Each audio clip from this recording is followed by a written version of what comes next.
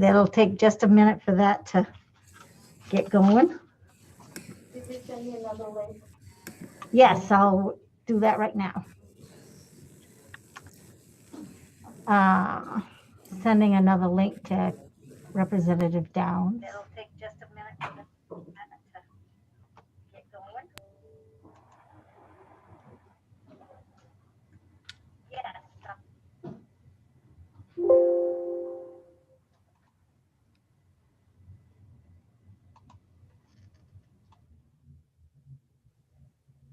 You are good to go. Great. Good morning. This is State and Local Government Committee. I'm Joe Baldacci from District 9, Bangor and Herman in the State Senate, and my co-chair is Ann Matlack, State Representative. What district are you in, Representative Matlack? District 92 in the Mid-Coast. Cushing, St. George, South Thomaston, Matinicus, Creehaven, and the Muscle Ridge Islands. Okay. Do we want to go around and just say, everybody just introduce yourselves to the public quickly?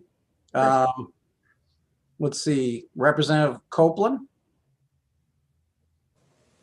Hi, I'm Lynn Copeland. I'm a House Representative for District 14, which is the coastal portion of Saco. Thank you. Representative Walter Reisman. Good morning, Representative. Okay, good morning, everybody. It's a pleasure to be here today. And I'm Representative Walter Reisman. I represent District 69, which is Bridgeton, Harrison, and Denmark. Okay, thank you. Senator Rosen.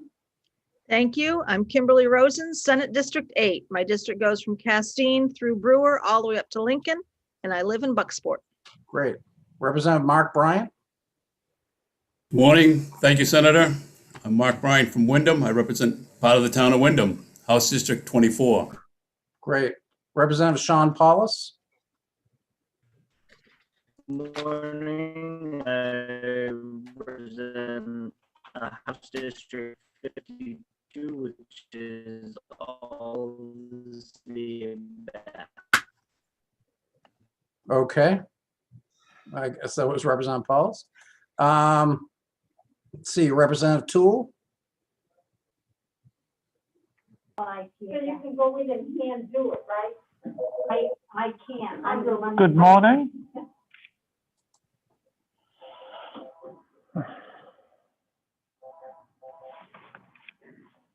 Good morning. Good morning, Representative Toole. Can you just introduce yourself briefly? Oh, I'm sorry. We've had some technological issues everywhere this morning. Yes, that's all right.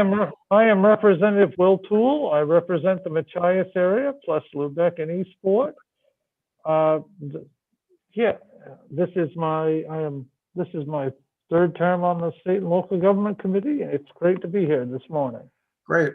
Representative Paulus, I can see you now. Do you you were coming in a little faded before? Do you want to just let people know what district you're from?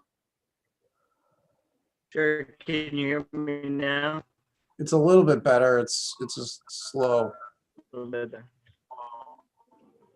better. I represent District 52, which is all the city of Bath. Oh, okay. Thank you, Representative. Okay, have I make sure I've got Senator Claxton is here. Senator Claxton. Could you just briefly introduce yourself?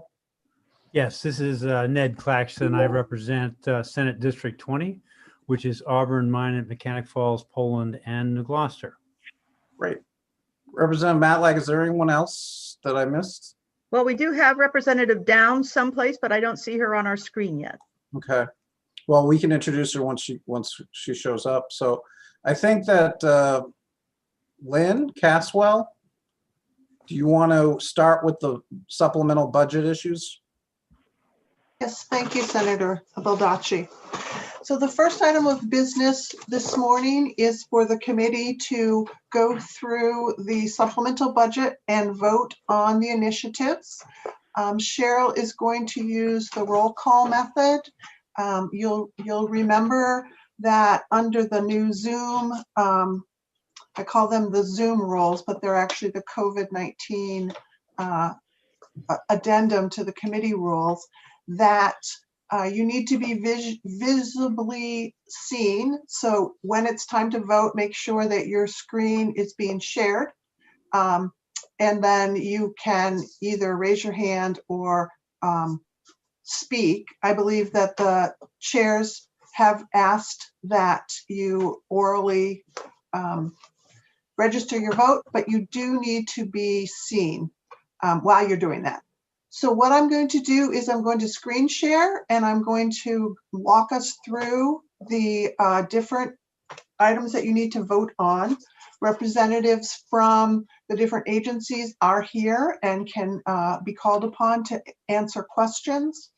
Lynn, can you just briefly introduce them? So this is a public hearing. I want to make sure everybody's familiar with who's here, just Yes. in their title. So we have Commissioner Figueroa from the Department of Administrative and Financial Services, and I believe the people here who are with her is Anya Trundy, David LaChance, I'm looking at my screen, Fred Britton, and I may be missing someone. Commissioner, have I missed someone that's in your world? I would also introduce Heather Perot is a deputy commissioner, and Jenny Boyden is an associate commissioner with the department. And although I would love to include him in my team, I will uninclude David LaChance from DAFS and add him back into the Secretary of State. Yeah. And I think Secretary of State has just joined us. And yes, and hopefully Elaine Clark. I did have a little bit of an issue getting into this link, and Elaine might be having the same, so I'm going to have Jen Marrow check. But Elaine Clark, our acting BGS director, as well as deputy commissioner, should be here as well. So I'm just going to go check on that while you continue along. Okay, go ahead, Lynn.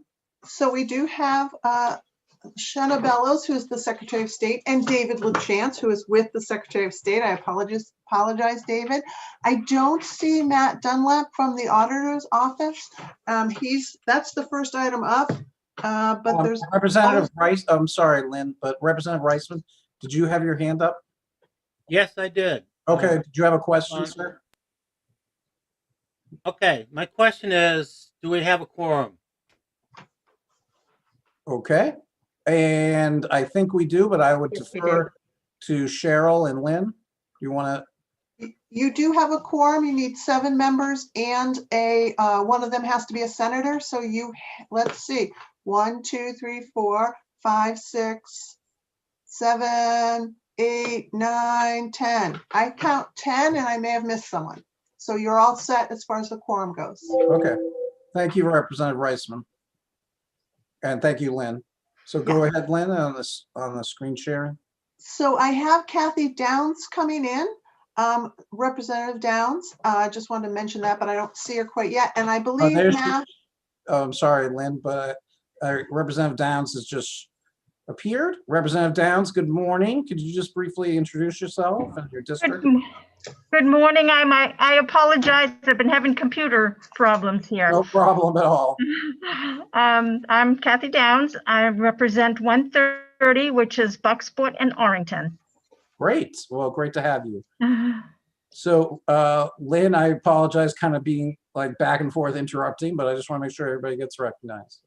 That's quite all right, Senator. And I believe the only other member who is supporting an agency is Matt Colpett, who is here from the Treasurer's Office. I hope I got that correct.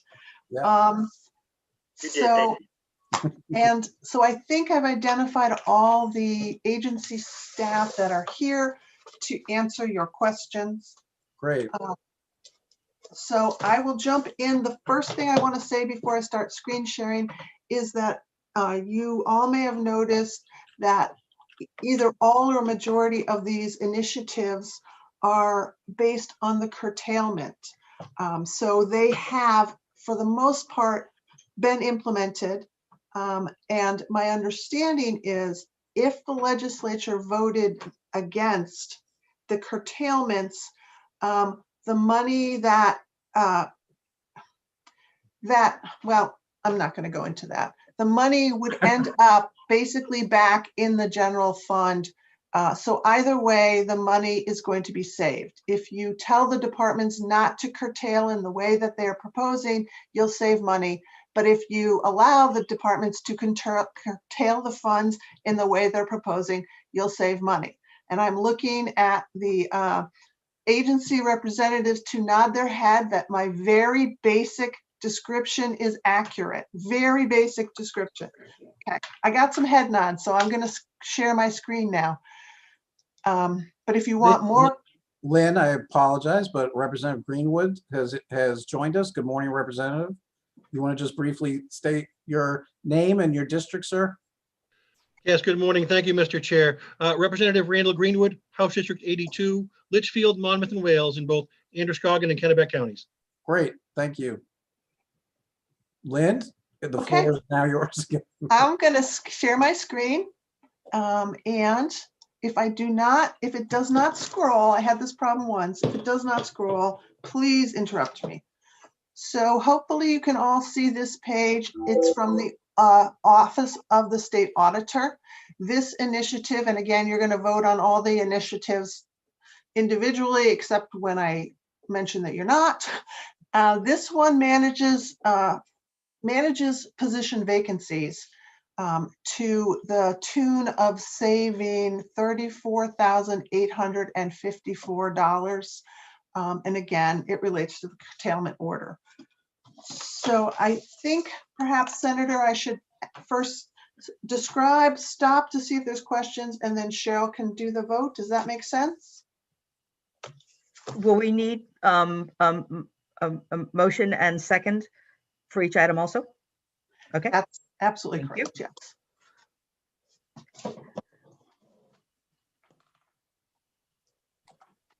So I believe at this point, if there was a motion and a second, then the committee could go into a vote. I would make a motion to approve the Audit Bureau Section 0067. Second. Second. Okay, it's been moved and seconded. The next thing to do is to take a vote. Is that correct, Cheryl? Yes, I will call the roll call. Okay. I do not see any raised hands, so I'm assuming we can move forward with this. Yeah, I think you're correct, Representative. Thank you. Okay. Representative Copeland? Yes. Representative Copeland? Yes. Representative Downs? Yes. Representative Downs? Yes. Representative Reisman? Yes. Representative Reisman? Yes. Representative Dorr? Senator Claxton?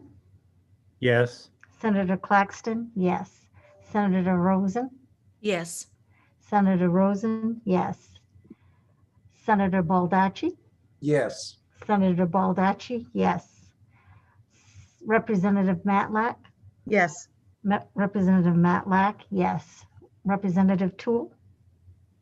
Yes. Representative Toole? Yes. Representative Bryant? Yes. Representative Bryant? Yes. Representative Head? Representative Paulhouse? Yes.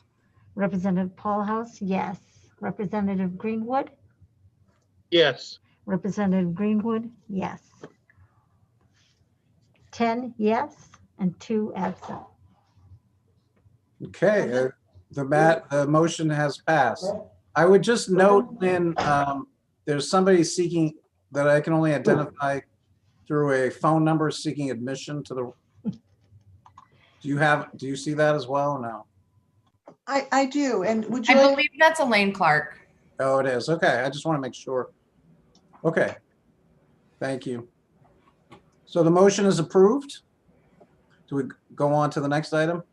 Yes, thank you, Senator Baldacci. So the next items, actually, I said you're going to vote individually unless I indicate otherwise. The only place so there's a report back form. I didn't mention this. So you're taking these votes. I will record these votes. They will go as a recommendation to the Appropriation Committee.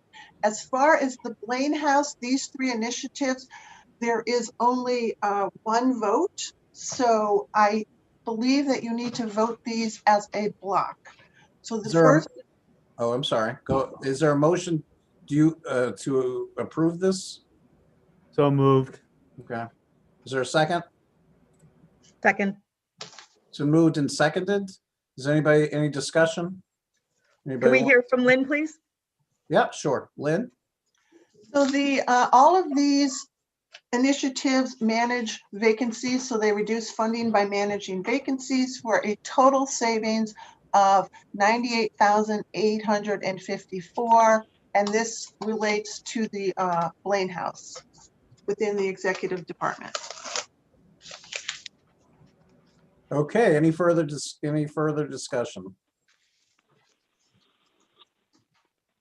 Okay. I think- don't see any hands. Okay, so I think it's in order for a vote.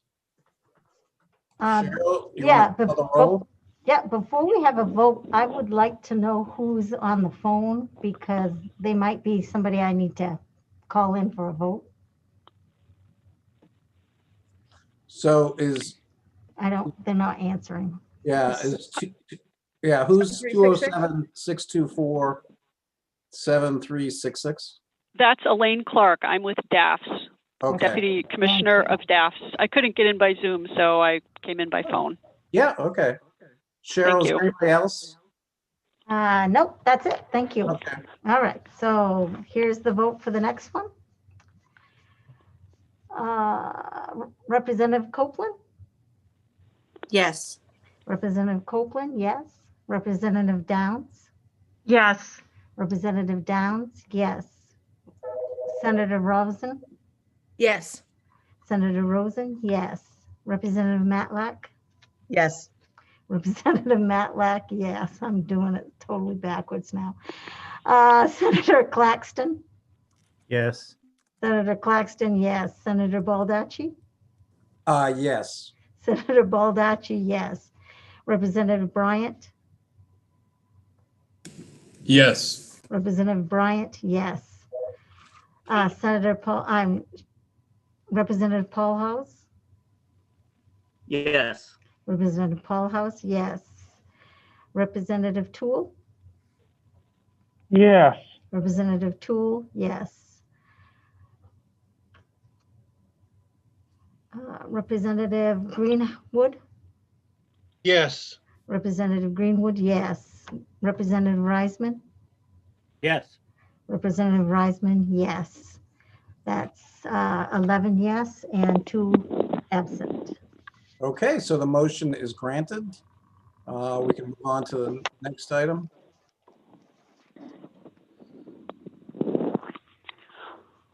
The next initiative that you are considering is also within the executive branch, the Office of Policy Innovation in the Future. There's two initiatives that need to be voted on separately. Well, actually, you can put them as a block and vote on them together. I'll just record them separately. The first one is freezing a vacant position for a savings of $133,901. And the second one is managing contracted services for a savings of $683. Total savings $134 and excuse me. 134,000. Yeah. Thank you. $134,584. Yeah. Thank you. Anytime. Is there a motion? So moved. I'll Is it- second. Okay, it's been moved and seconded. Okay, well, Representative Reisman. Yes, I was wondering if we could get an explanation of the purpose and the functions within that department or initiative. Sure. Who would like to field that question? I can answer that question. This is Kirsten Figueroa, the Commissioner of the Department of Administrative and Financial Services. I'm sorry, were you asking about the specific position or were you asking about the office? I'm asking about the office. Okay, this is the office, the Governor's Office of Policy Innovation in the Future. Once upon a time, people might have thought that the activities covered by this office were in the now defunct State Planning Office. That office includes the Department of Energy, the Policy Innovation, and they work on climate issues, energy issues, and other statewide planning issues for the governor. This particular position they had created, and my recollection is that it was, they had a hard time filling it. When we got to curtailments, they just agreed to not fill it for this year, but it is on their list to fill effective 7/1. So this is a temporary curtailment for this fiscal year only. Okay. And the position is a energy position, and I believe will be assigned primarily to the solar and wind efforts that you may have seen in some press releases recently in the governor's office. Any other questions? Okay, I don't know if that's a question or not. My dog sometimes asks the same thing. So hearing no other questions, I would say that we're in order for a vote. Yes. Yes. Representative Copeland. Yes. Representative Copeland, yes. Representative Downs. Yes. Representative Downs, yes. Representative Reisman. Yes. Representative Reisman, yes. Representative Dorr is absent. Senator Claxton.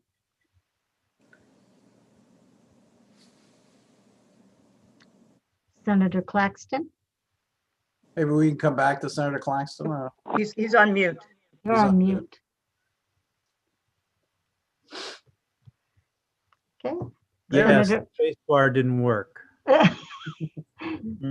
Is that a yes, Senator Claxton? Yes. Senator Yes. Claxton, yes. Senator Rosen? Yes. Senator Rosen, yes. Senator Baldacci? Yes. Senator Baldacci, yes. Representative Matlack? Yes. Representative Matlack, yes. Representative Toole? Yes. Representative Toole, yes. Representative Bryant? Yes. Representative Bryant, yes. Representative Head, absent. Representative Paul House? Yes. Representative Paul House, yes. Representative Greenwood? Yes. Representative Greenwood, yes. 11, 4, 2 absent. Great. So the motion carries. Now we can move on to the next item.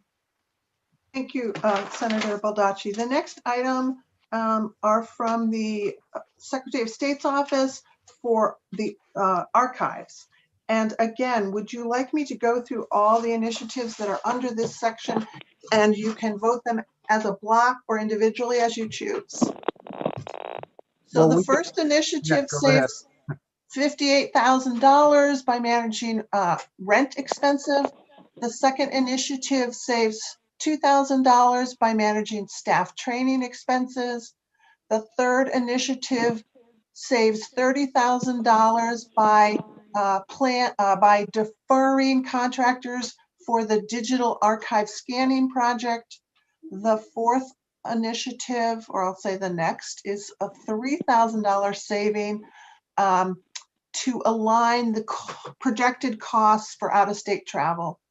The next initiative saves $90,969 by reducing the one-time funding for the map cases and racks. The last initiative for the archives is a $6,000 savings by aligning the projected actual expenses for state vehicle operations. All of these initiatives total a savings of $189,969. Okay, are there any questions? I will make a motion that we accept the total initiatives under archives of $189,969. Second motion. It's been moved and seconded. Would our Secretary of State like to make any comments or weigh in on anything?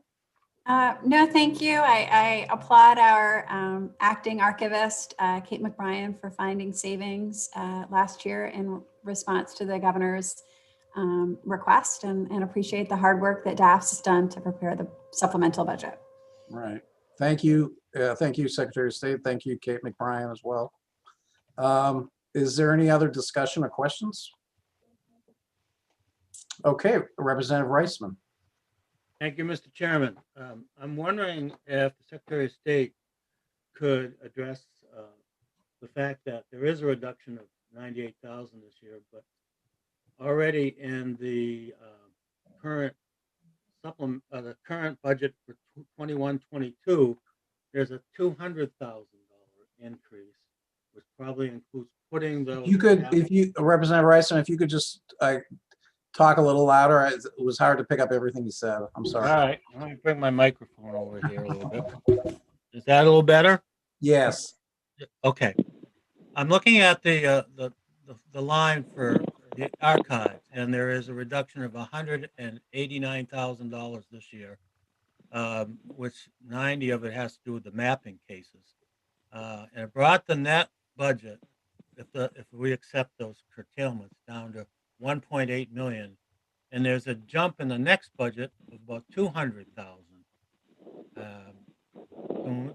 Can the Secretary of State give us an explanation of why there's such a huge jump between this net budget and next year's budget request? So I will have more detailed testimony on our next budget at the public hearing on that. But what I do want to share with you is that the cuts in this current fiscal year in the supplemental are very specific to what occurred in 2020 and what is occurring in 2021. So the correlation in the totals is coincidental. It's not a one-for-one. The cuts that you see, there's some cuts to rent expenses that were due to exiting the cultural building. There were management, cuts to staff training because we're not traveling for conferences. We're also not traveling during the pandemic, so cuts to travel. And then there were cuts to contractor position, as well as reduced funding for map cases that have been planned to be installed in the cultural building, but because of the closure, we are not proceeding with that project. So the cuts are very specific to the circumstances of the moment. And in terms of the next budget, reflect moving forward both personnel expenses and some technology investments. We'll have a much larger conversation about the future of archives and specifically some technology needs, but that's for the next conversation. But these are specific real cuts that you will not see again. Okay. Any other questions, Representative Reisman? No, that's it. Thank you. Okay. Any other questions by any member of the committee? Okay. Hearing no other questions, I would move for a vote. I would ask if there's a motion to be presented. We already have the motion. Oh, we do. Okay, I'm sorry. Then No, it's it's okay. time to move to a vote. Cheryl, would you call the roll? I will. Representative Copeland? Yes. Representative Copeland, yes. Representative Downs? Yes. Representative Downs, yes. Representative Reisman? Yes. Representative Reisman, yes. Representative Dorr, absent. Senator Claxton? He's on mute. Senator Rosen? Yes. Senator Rosen, yes. Senator Baldacci? Yes. Senator Baldacci, yes. Representative Matlack? Yes. Representative Matlack, yes. Representative Toole? Yes. Representative Toole, yes. Representative Bryant? Yes. Representative Bryant, yes. Representative Head, absent. Representative Paul House? Yes. Representative Paul House, yes. Representative Greenwood? Yes. Representative Greenwood, yes. Senator Claxton, Yes. Senator Claxton, yes. Motion passes 11 yes, 2 absent. Okay, the motion is granted. Great. Next item, Lynn? Thank you, Senator Baldacci. The next item is for the Office of the Treasurer. There is one initiative, again, related to the curtailment. This aligns the projected actual expenses for the banking contract services for a savings of $218,934. Great, And thank you. Are there any questions? Is there a motion to be presented? I make a motion to accept the reduction of $218,934. Is there a second? A Is there a second. second? Oh, thank you, Senator Rose. So there's been a motion, it's been moved and seconded to accept that recommended reduction. Is there any discussion? Okay, seeing none, it is time to move to a vote. And so I'd ask Cheryl to call the roll. Representative Copeland, Yes. Representative Copeland, yes. Representative Downs, Yes. Representative Downs, yes. Representative Reisman, Yes. Representative Reisman, yes. Representative Dorr, absent. Senator Claxton, Yes. Senator Claxton, yes. Senator Rosen, Yes. Senator Rosen, yes. Senator Baldacci, Yes. Senator Baldacci, yes. Representative Matlack, Yes. Representative Matlack, yes. Representative Toole, Yes. Representative Toole, yes. Representative Bryant, Yes. Representative Bryant, yes. Representative Head, absent. Representative Paul House, Yes. Representative Paul House, yes. Representative Greenwood, Yes. Representative Greenwood, yes. 11 yes, 2 absent. Okay, the motion carries. Next item, Lynn. So now we're moving into the supplemental budget for DAFs, and the items are a bit different from each other, so I'm not sure that block voting would work, but I will change that if you request. So the first, now I've lost my screen. Okay, so the first item on this budget is for from the Human Resources Division of DAFs, and curtailment. 2 positions are frozen within this Human Resources for a savings of $95,317. Okay, do we want, we'll take this item, the 95,000, what's the total, 95,000? Yes, 95,317. Okay, is there a motion to approve that? So moved. Is there a second? I'll second it. Okay, it's been moved and seconded. Any discussion? Seeing none, I would ask Cheryl to call the roll. Representative Copeland, Yes. Representative Copeland, yes. Representative Downs, Yes. Representative Downs, yes. Representative Reisman, Yes.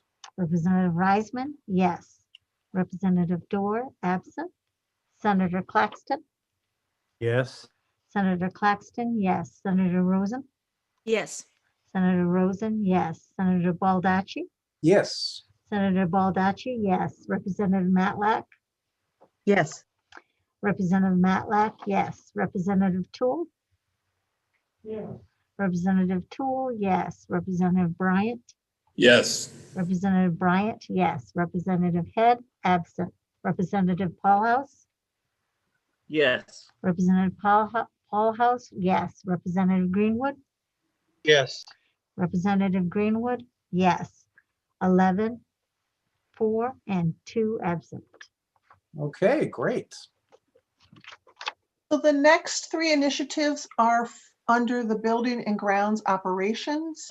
The first initiative is aligning projected actual expenses related to fuel costs for a savings of $113,000. The second initiative is managing materials and supplies expenses for a savings of 280,000. And the third one is aligning projected actual expenses for electricity costs for a savings of 132,000 for a total savings of 525,000 for buildings and ground operations. Okay. Who wants to make a motion So moved. to approve? I'm assuming so. So moved to approve. Is there a second? Second. Okay. Representative Reisman. Thank you, Mr. Chairman. We were also given a sheet, I'm just wondering where it belongs in the conversation, a sheet about states' obligations in owned versus leased space.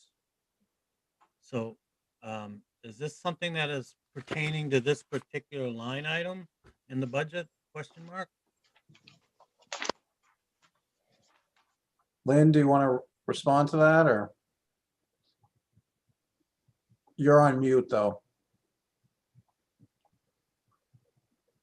Thank you, Senator Baldacci. So there were two documents that DAS produced ahead of time in case there were questions. And there's one that Representative Reisman is mentioning. I think that it's related to a couple of the budget initiative categories, but I would defer to the department on if they think it's buildings and grounds or capital construction or one of the other categories. This is Elaine Clark. I can take this one. The three reductions for the buildings and grounds operations are unrelated to leased space, a leased space versus owned space analysis. The fuel reduction and the electricity reduction are largely due to spaces being unoccupied due to the coronavirus situation. Our buildings are zoned so that some areas have been unoccupied and the controls in the buildings are not triggering heat or lighting. So these are savings that are one-time savings that are particularly due to the COVID-19 situation. The materials and supplies reduction represents projects and repairs that will be deferred and will just simply not happen in this fiscal year. I'm not sure that answers your question. So Representative Reisman, does that answer your question? Or do you have other questions? No, actually it doesn't, but I appreciate the effort. I, Thank you. Anya, someone asked the question ahead of time, right? Which is why we responded with the state. I'm sorry that I don't remember who asked the question, but somebody asked, what are the differences between what will happen in a leased space and a state-owned space? And so that document just talks about that. This particular account doesn't cover expenses for leased spaces, but I think in general, it was meant to provide information about how our Bureau of General Services will deal with landlords or will deal with state space, depending on if we're in lease space or we're in state space. But if someone can remember who asked the question, we can jump in with that. Well, I don't know, Representative Reisman, do you want to rephrase your question, or do you want to? No, I think we're making progress here. Okay. And there was a member of the committee that wanted that analysis. Okay. And the question is whether that. Go ahead. I was going to say, I think there was a question that came up when we met with you last week. And Representative Reisman has asked some other questions, but I do recall somebody wondering what the difference was, and it may have been me, but the difference between lease space, how you treat lease spaces and owned spaces. Yeah. So if there's any follow-up, Representative Reisman, I would just think, I'm sure that Commissioner Figueroa or Elaine Clark or others can make sure that gets answered if you have other questions. One more comment on that. I believe that lease spaces is a line item that is not one of the ones that we are considering today. Is that correct? That is correct. So I don't have any further questions on that. Okay. Thank you, Representative. Any other questions by any member of the committee? Okay, seeing none, I would ask that Cheryl take the roll call. Representative Copeland? Yes. Representative Copeland, yes. Representative Downs? Yes. Representative Downs, yes. Representative Reisman? Yes. Representative Reisman, yes. Representative Dorr, absent. Senator Claxton? Yes. Senator Claxton, yes. Senator Rosen? Yes. Senator Rosen, yes. Senator Baldacci? Yes. Senator Baldacci, yes. Representative Matlack? Yes. Representative Matlack, yes. Representative Toole? Yeah, yes. Representative Toole, yes. Representative Bryant? Yes. Representative Bryant, yes. Representative Head, absent. Representative Paul House? Yes. Representative Paul House, yes. Representative Greenwood? Yes. Representative Greenwood, yes. 11 yes, 2 absent. Thank you. The motion carries. Next item, Lynn? Okay, am I still on mute? No, you're good.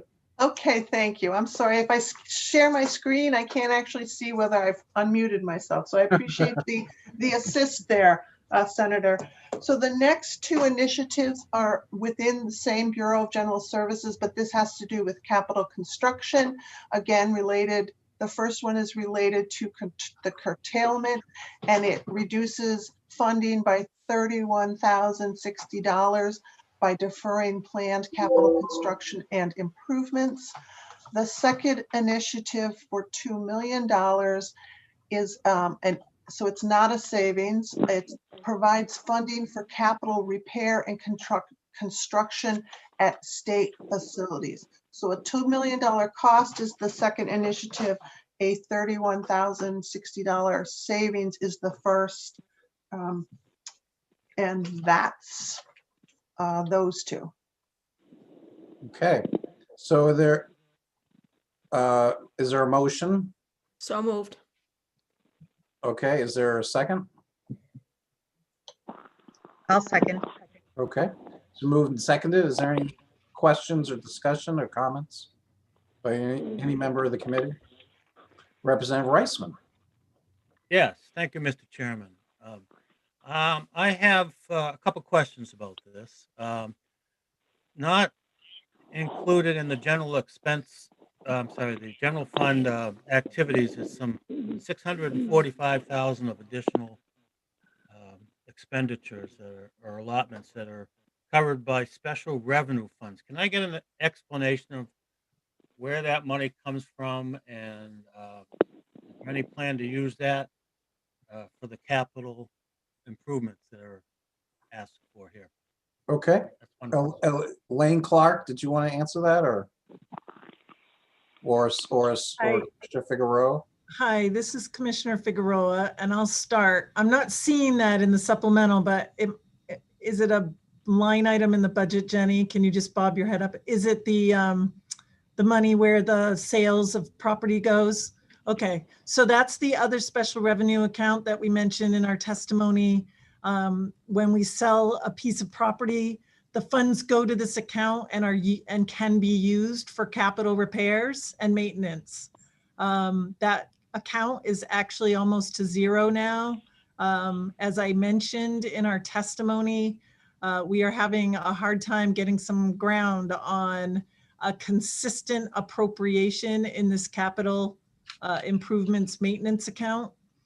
As such, in 2021, we don't have an appropriation. Well, we have like a baby appropriation of like $300,000. You might recall that in the previous March, we got a $2 million bump in FY20, but we did not get any appropriation in FY21.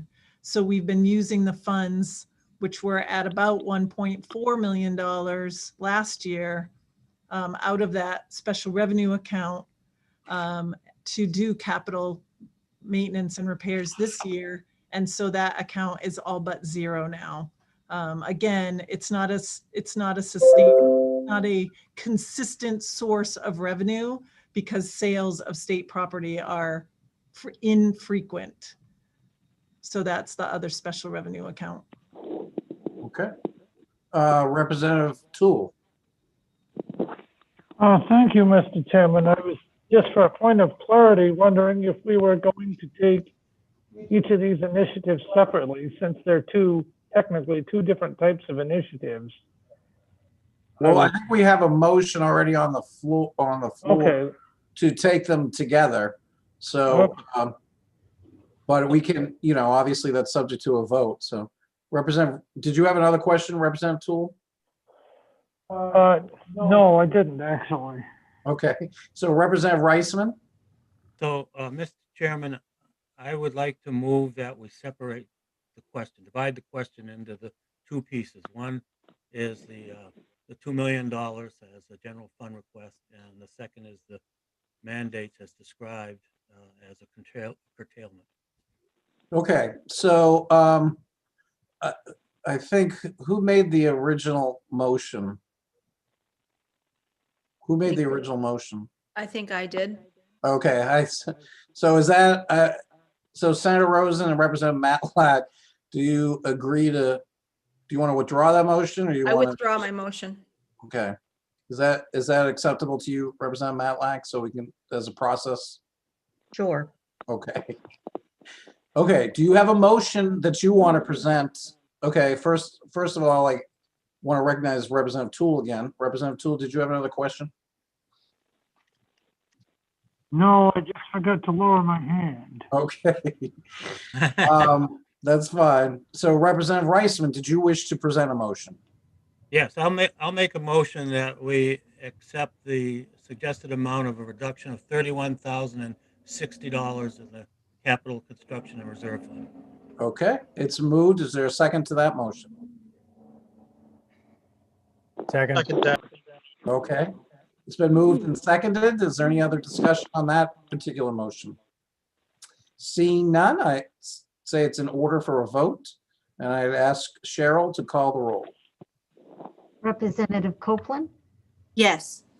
Representative Copeland, yes. Representative Downs? Yes. Representative Downs, yes. Representative Reisman? Yes. Representative Reisman, yes. Representative Dorr, absent. Senator Claxton? Yes. Senator Claxton, yes. Senator Rosen? Yes. Senator Rosen, yes. Senator Baldacci? Yes. Senator Baldacci, yes. Representative Matlack? Yes. Representative Matlack, yes. Representative Tool? Yes. Representative Tool, yes. Representative Bryant? Yes. Representative Bryant, yes. Representative Head, absent. Representative Paulhouse? Yes. Representative Paulhouse, yes. Representative Greenwood? Yes. Representative Greenwood, yes. 11 yes, 2 absent. Okay, Representative Reisman's motion carries. And so the next item is the $2 million capital appropriation. Is that correct, Lynn? Yes, that is correct. Okay. Is there a motion to regarding that item? Does any member of the committee wish to make a motion regarding that item? Representative Reisman. Before we make a motion, I was wondering if we could have a brief explanation of why this is necessary this year. Part of the narrative said funds appropriated for this purpose do not lapse, but must be carried forward in the next fiscal year for the same purpose. So it would almost seem to me like it's being put in there just so we could carry it forward. And considering that we are in a shortfall of over $125 million trying to balance the budget, it would seem prudent for this committee to consider eliminating that $2 million for this year. This is Kirsten Figueroa, the Commissioner of DAFs, if I could respond. Yes, go right ahead, Commissioner. Thank you, and I'll ask, Elaine might have some additional detail. So we put that language in that allows it to carry just in case, but I can tell you that with 2 million square feet of space, the oldest building infrastructure in the state, with more than 46% of our buildings being built before 1951, there's no lack of effort that needs to happen on these buildings. You will hear more about it in the biennial, but we have a building infrastructure issue in the state. And these funds, as I indicated in my testimony and won't repeat, but these funds are used for all maintenance and repairs of buildings, plumbing, heating, painting, repairs, etc. But in particular, we have a building whose ventilation system broke in the middle of the summer, causing some uncomfortable circumstances for the staff that were there. That's about a $750,000 initiative. And we also have 2 air handlers on the top of the cross office building that need to be replaced to the tune of $1 million. So without talking, which I can at length and will at length, without talking about roof leaks and window leaks and envelope issues and other ventilation issues and hazardous material remediation and paving repairs and lighting issues and electrical issues and water main issues, we can spend that $2 million 5 times over before the end of this year. We put that language in to be safe in case like a invoice comes in late or maybe a project gets delayed a tiny bit, to make sure that those funds carry and do not lapse. But there's intention to spend every dollar of that money no matter when you vote. Okay, is there any, thank you, Commissioner. Are there any questions for the Commissioner? Any other comments that people would like to make on this item? Well, actually, I need a motion, right, to approve. I'll make a motion to approve the $2 million. Thank you, Representative Matlack. I Is there a second.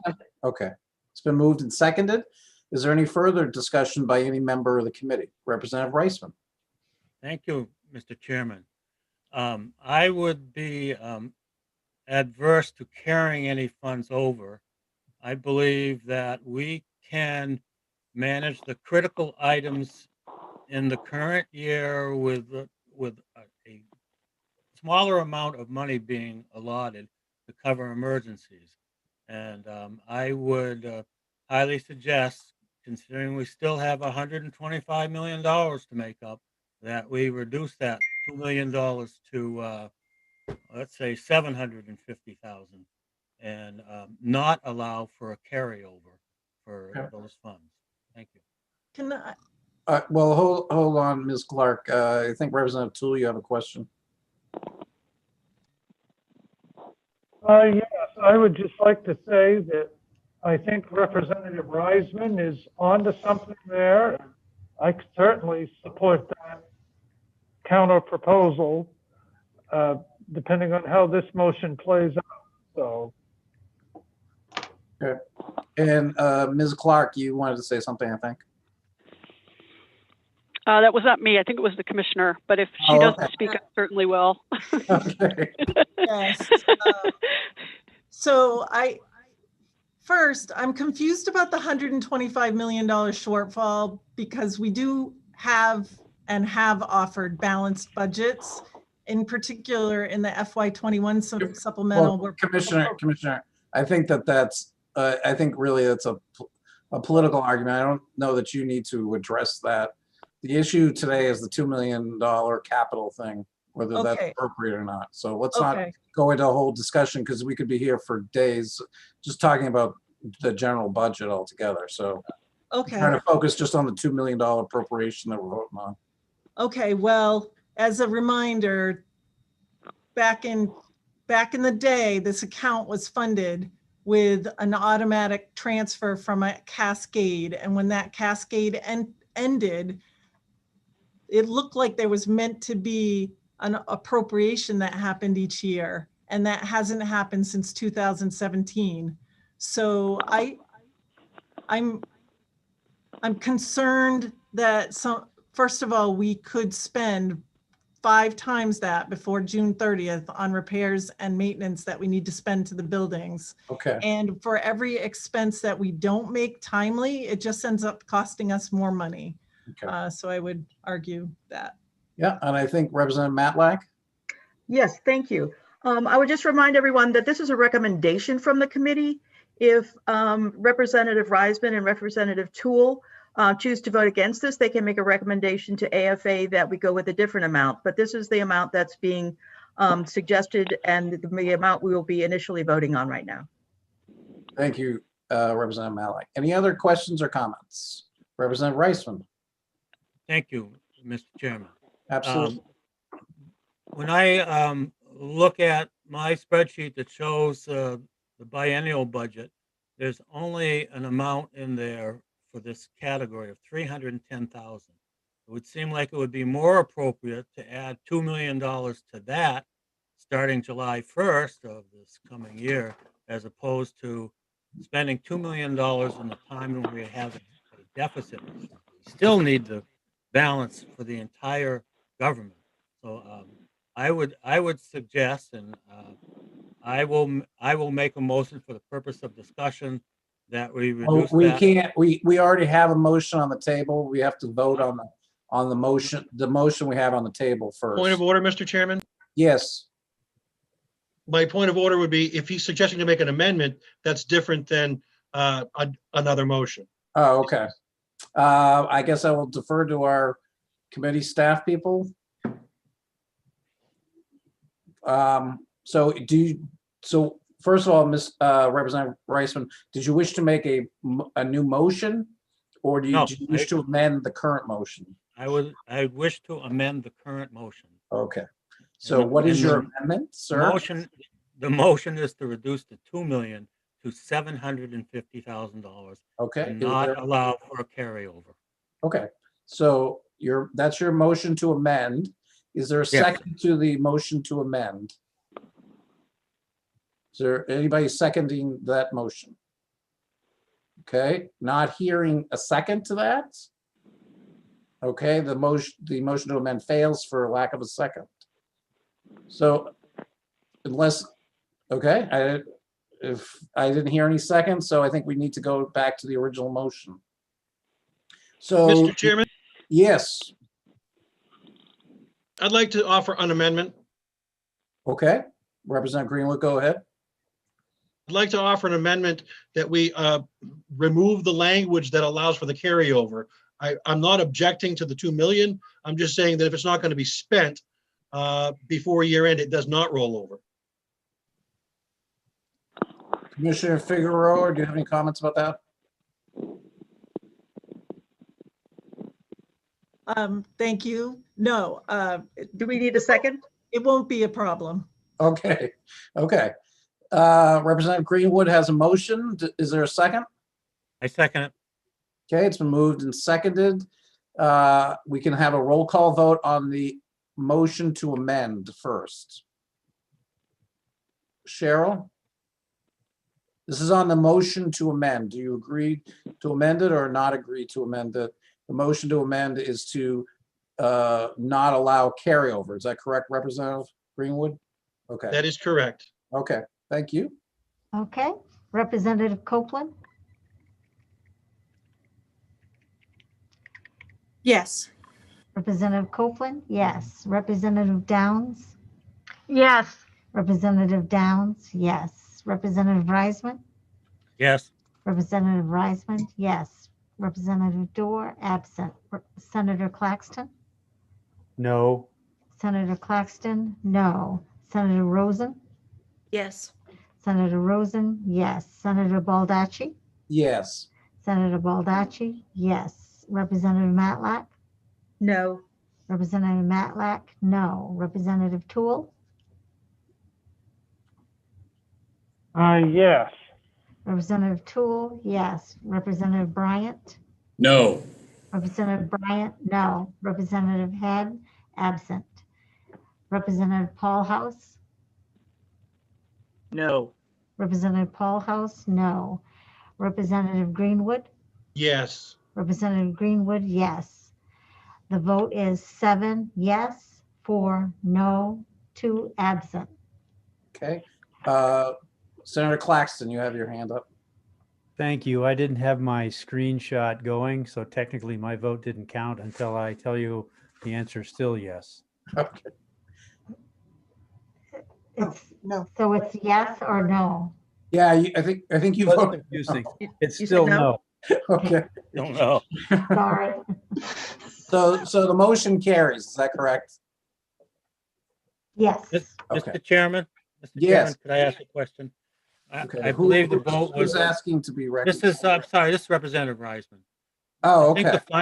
the final vote was 7 to 4 with 2 4 absent. to approve the amendment, or? Yes. Okay. Not as it matters in this case, but in the future, the 2 absent members will be allowed to vote on a motion. Is that correct? Yes. Okay. So. Well, it wouldn't matter. Yeah. It won't matter here. Yeah. Okay, so we now have the amended motion to appropriate the $2 million, but with the provision that it can't be carried over, which the commissioner indicates is not going to be a problem. So do we have a motion to approve the amended motion? Do we need another motion? I think we need a motion to approve. You don't need another motion because the amendment becomes the main motion. Okay. So then is there any further discussion?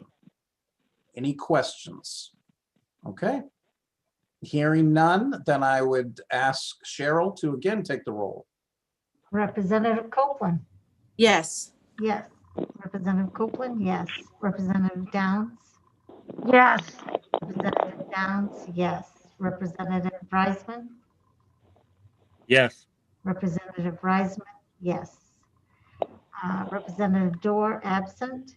Senator Claxton? Yes. Senator Claxton? Yes. Senator Rosen? Yes. Senator Rosen? Yes. Senator Baldacci? Yes. Senator Baldacci? Yes. Representative Matlack? Yes. Representative Matlack? Yes. Representative Toole? Yeah. Representative Toole? Yes. Representative Bryant? Yes. Representative Bryant? Yes. Representative Head? Absent. Representative Paul House? Yes. Representative Paul House? Yes. Representative Greenwood? Yes. Representative Greenwood? Yes. The can't be carried over motion has passed 11 yes, 2 absent. Okay, the motion is approved. Now we can go on to the next item. Thank you, Mr. Chair. Are you seeing a screen? With a nice picture of a canoe and a. Yeah, okay, that's not working. Let me try. Well, that's the screen I saw too. Let me try that again. You don't need to vote on whether you like my photo. Okay, let's try this. Okay, there we go. So we are moving on to capital construction repairs and improvements. This reduces funding by deferring planned capital construction and repairs, and the savings are $85,150. Okay, is there a motion? So moved. Is there a second? Second. Thank you. It's been moved and I second. seconded. Yep, is there any discussion? Hearing none, I would ask Cheryl to call the roll. Representative Copeland? Yes. Representative Copeland? Yes. Representative Downs? Yes. Representative Downs? Yes. Representative Reisman? Yes. Representative Reisman? Yes. Representative Dorr? Absent. Senator Claxton? Yes. Senator Claxton? Yes. Senator Rosen? Yes. Senator Rosen? Yes. Senator Baldacci? Yes. Senator Baldacci? Yes. Representative Matlack? Yes. Representative Matlack? Yes. Representative Toole? Yes. Representative Toole? Yes. Representative Bryant? Yes. Representative Bryant? Yes. Representative Head? absent. Representative Paul House. Yes. Representative Paul House, yes. Representative Greenwood. Yes. Representative Greenwood, yes. 11 yes, 2 absent. Okay. So the matter carries. Thank you. Lynn, the next item. Next item is central administrative applications. This initiative provides funding in the amount of $4,695,000 for the Workday Human Resources Management System. Okay. Is there discussion? Okay, is there, okay, we do have discussion. Representative Toole?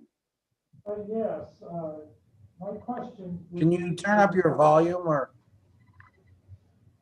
something? What's that You're, I think you're on mute. You're still muted. I'm sorry. Okay, Well, now we can hear you. Thank you. Yeah, I'm getting feedback from somewhere. I'm not sure where. All right. So I guess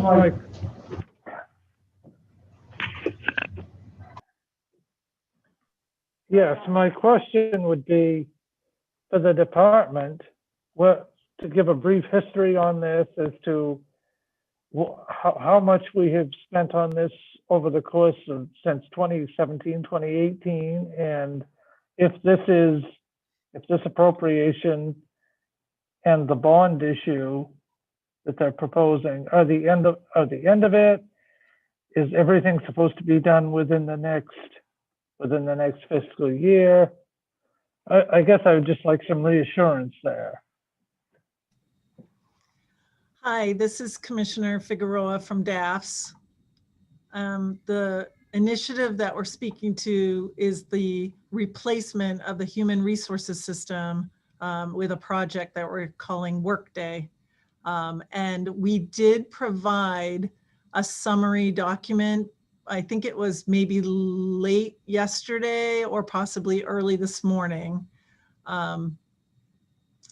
But if that hasn't found its way to you yet, Lynn, okay, so we do have something in writing that does the history. It starts by talking about the fact that our current system is primarily for payroll. It's over 30 years old. It sits on a mainframe.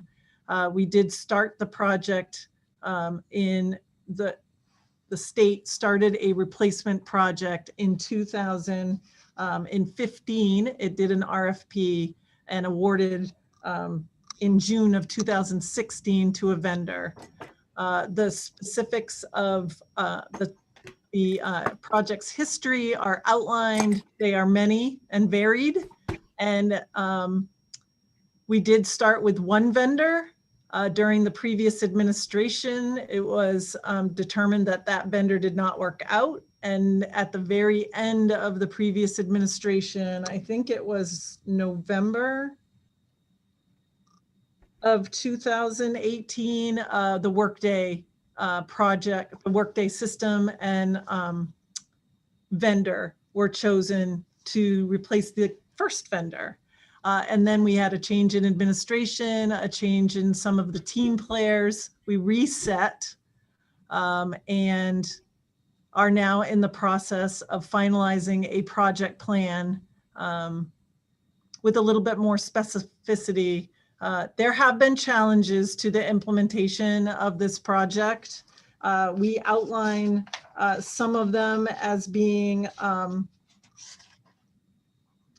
some of them are the complexity of a payroll for 13,000 individuals covered by 7 different bargaining contracts.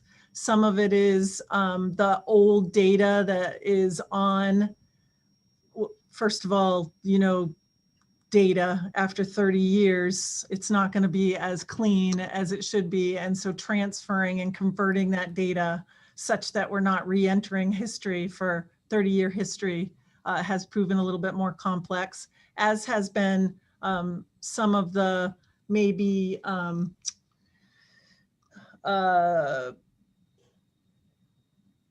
the optimism versus maybe a little of pessimism as to how complex something like this would be when you're going from just payroll on a mainframe to actually an all-encompassing HR system. In addition, where the last year has been during a pandemic, and a lot of our resources that work on this project are human resources workers, and they've had to attend to other projects, definitely during COVID-19. At the bottom of the 2 pages, we outline the budget. Originally, between the 2 vendors, the initial budget was in the $40 million range. Currently, we have spent upwards of 33 of that. Doing the math in my head. So that's 31 through FY20 and to date in FY21 about 2 million.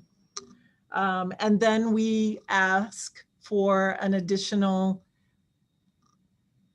12 million in this budget. This in these 3 years, this $4.7 million in FY22, we asked for about 6 million, in FY23 about 2.4, and as well as a certificate of participation to allow for some flexibility in when we might need those funds.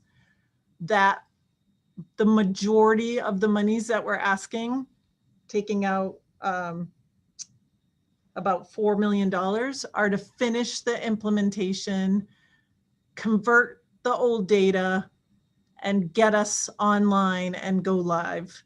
And then roughly $4 million would be for ongoing. There will be an ongoing appropriation for maintenance and updates. This is software as a service. Oh, geez. Fred, did I just say that right? Software as a service. Yes.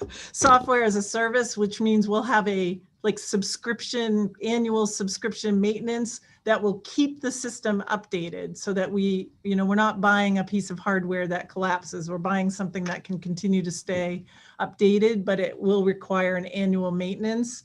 And I believe, Heather, $2-ish million a year, I think, is the amount for that.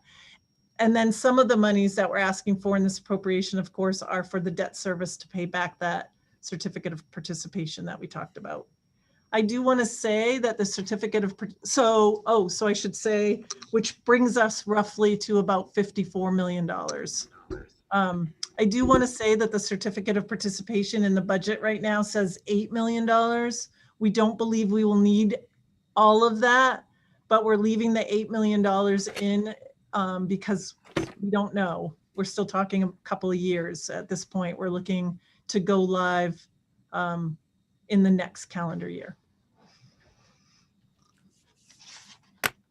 And we'll make sure that piece of paper gets to you. And we have a couple of other pieces of information that was asked at the other hearing that we're putting together and sending over, as well as a recap of some of this. Okay, Representative Toole, did you have any other questions? You're on mute, so you have to unmute. Thank you, Madam Commissioner. That is very helpful. So you do foresee this being completed within the next 2 years? Am I reading, is that correct? Yes, we do. Okay, and as a successfully completed. Successfully completed.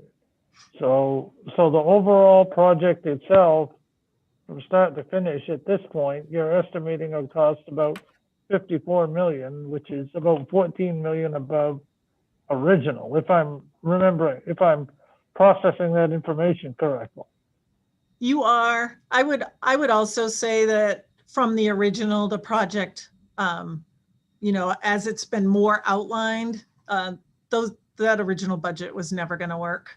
But I know that you all understand that when you take on something like this, and as we re-engaged with the vendor when the administration changed, I think it was obvious that there were a couple of other pieces, particularly the challenge of converting the old data and making sure that we have the reporting capacity on that old data. We can't switch over and lose all the history of what we've done for the last 30 years. So I would say quite a few of the costs are there. Okay. Representative Toole, assuming that you're all set, I'm going to move on to Representative Reisman. Yep, I'm all set. Okay, Representative Reisman, and then hold on for a second. Lynn, did you have a question or a comment about? Well, just a moment, Representative. Thank you, Mr. Chair. I just wanted to let the committee know that Anya and I have successfully delivered that summary that the commissioner was just talking about in your inbox. Okay. So you have it now. Okay, thank you. Sorry about that, Representative Reisman. Go ahead, sir. Not a problem, Mr. Chairman. I'm wondering whether there's a related item further on in the language in the supplemental budget that relates to this. Can we postpone this particular line item and take it up when we do, what is it, section J or K or something like that? Does that sound familiar? There's a narrative in the supplemental budget about financing this. That would be the language for the certificate of participation. And that's, what section is that in the supplemental? J1, Hey. J is in joy. Oh, J is in joy. That's right. So, Joy. Okay, It's go ahead, joyous Representative. time. So can we link those two together and take that at the end so that we can have a chance to review the document that was just sent out? Well, it's really an issue about what the pleasure of the committee is, but what to do. Do you want to present a motion to do that? Yes, I would make a motion that we move this item to the end of our agenda for the budget. Okay, is there anybody that wishes to second that motion? I'll second that. It's been moved and seconded. Is there any further discussion regarding that motion? Okay, seeing none, I'd ask Cheryl to call the roll.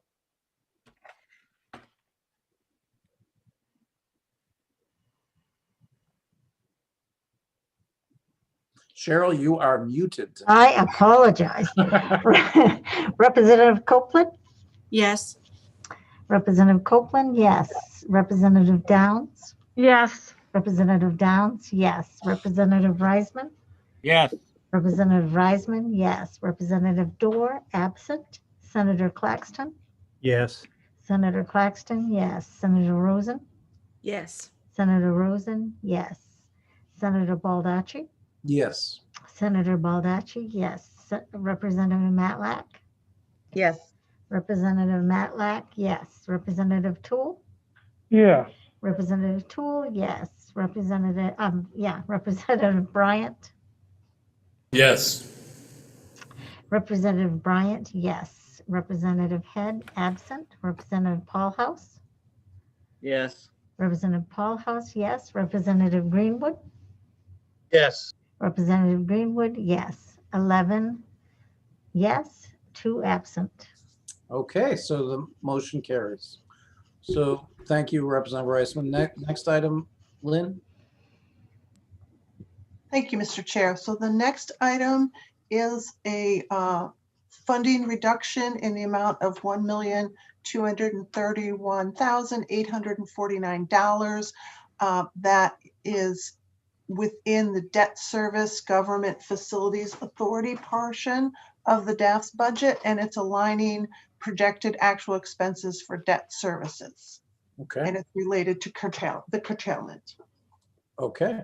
So is there any discussion regarding this item? Any motions? So moved. Any seconds? Second. Okay, it's moved and seconded. Representative Reisman? You are on mute, sir. So you need to unmute yourself. There we go. How's that? Better. Thank you, Mr. Chairman. I'm wondering whether we can get an explanation of how the curtailment amount was derived and how that might affect future allotments. Thank you. This is Commissioner Figueroa from DAFS.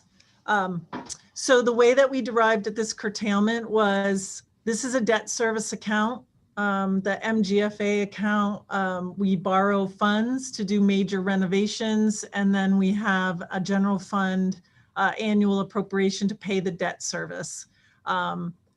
The reason that these funds are available is because as we went to borrow the funds, the interest rate was lower than what we had projected when we originally established the debt service. So we have an ability to do this one-time curtailment in FY21. The reason that I say one time is because although we have a little bit of room in 22 and 23 because of the same reason, and also because of some refinancing we did, we're actually asking to increase our borrowing authority in some language in 22 and 23 to use the space same dollar amount for debt service, but being able to borrow a little bit more. But in the spirit of where we were when we first started doing the curtailment, we offered up this money as a savings.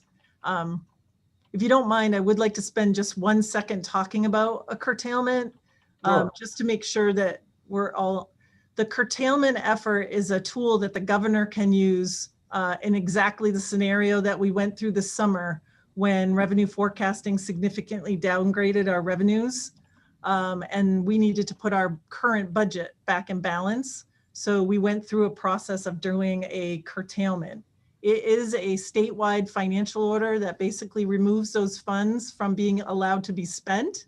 However, if these items aren't voted in through you, when we reverse the financial order, there would be an out of balanceness. So I think Lynn and I together have appropriately explained the curtailment process, but I did want to just kind of say to you that it matters that you're voting, and it matters that the work that we did before we presented this budget to you was we went back to all the state agencies and confirmed our curtailment amounts, such that really we've done the work twice so that you can feel comfortable that the agencies know what we're doing and that we can survive with these funds.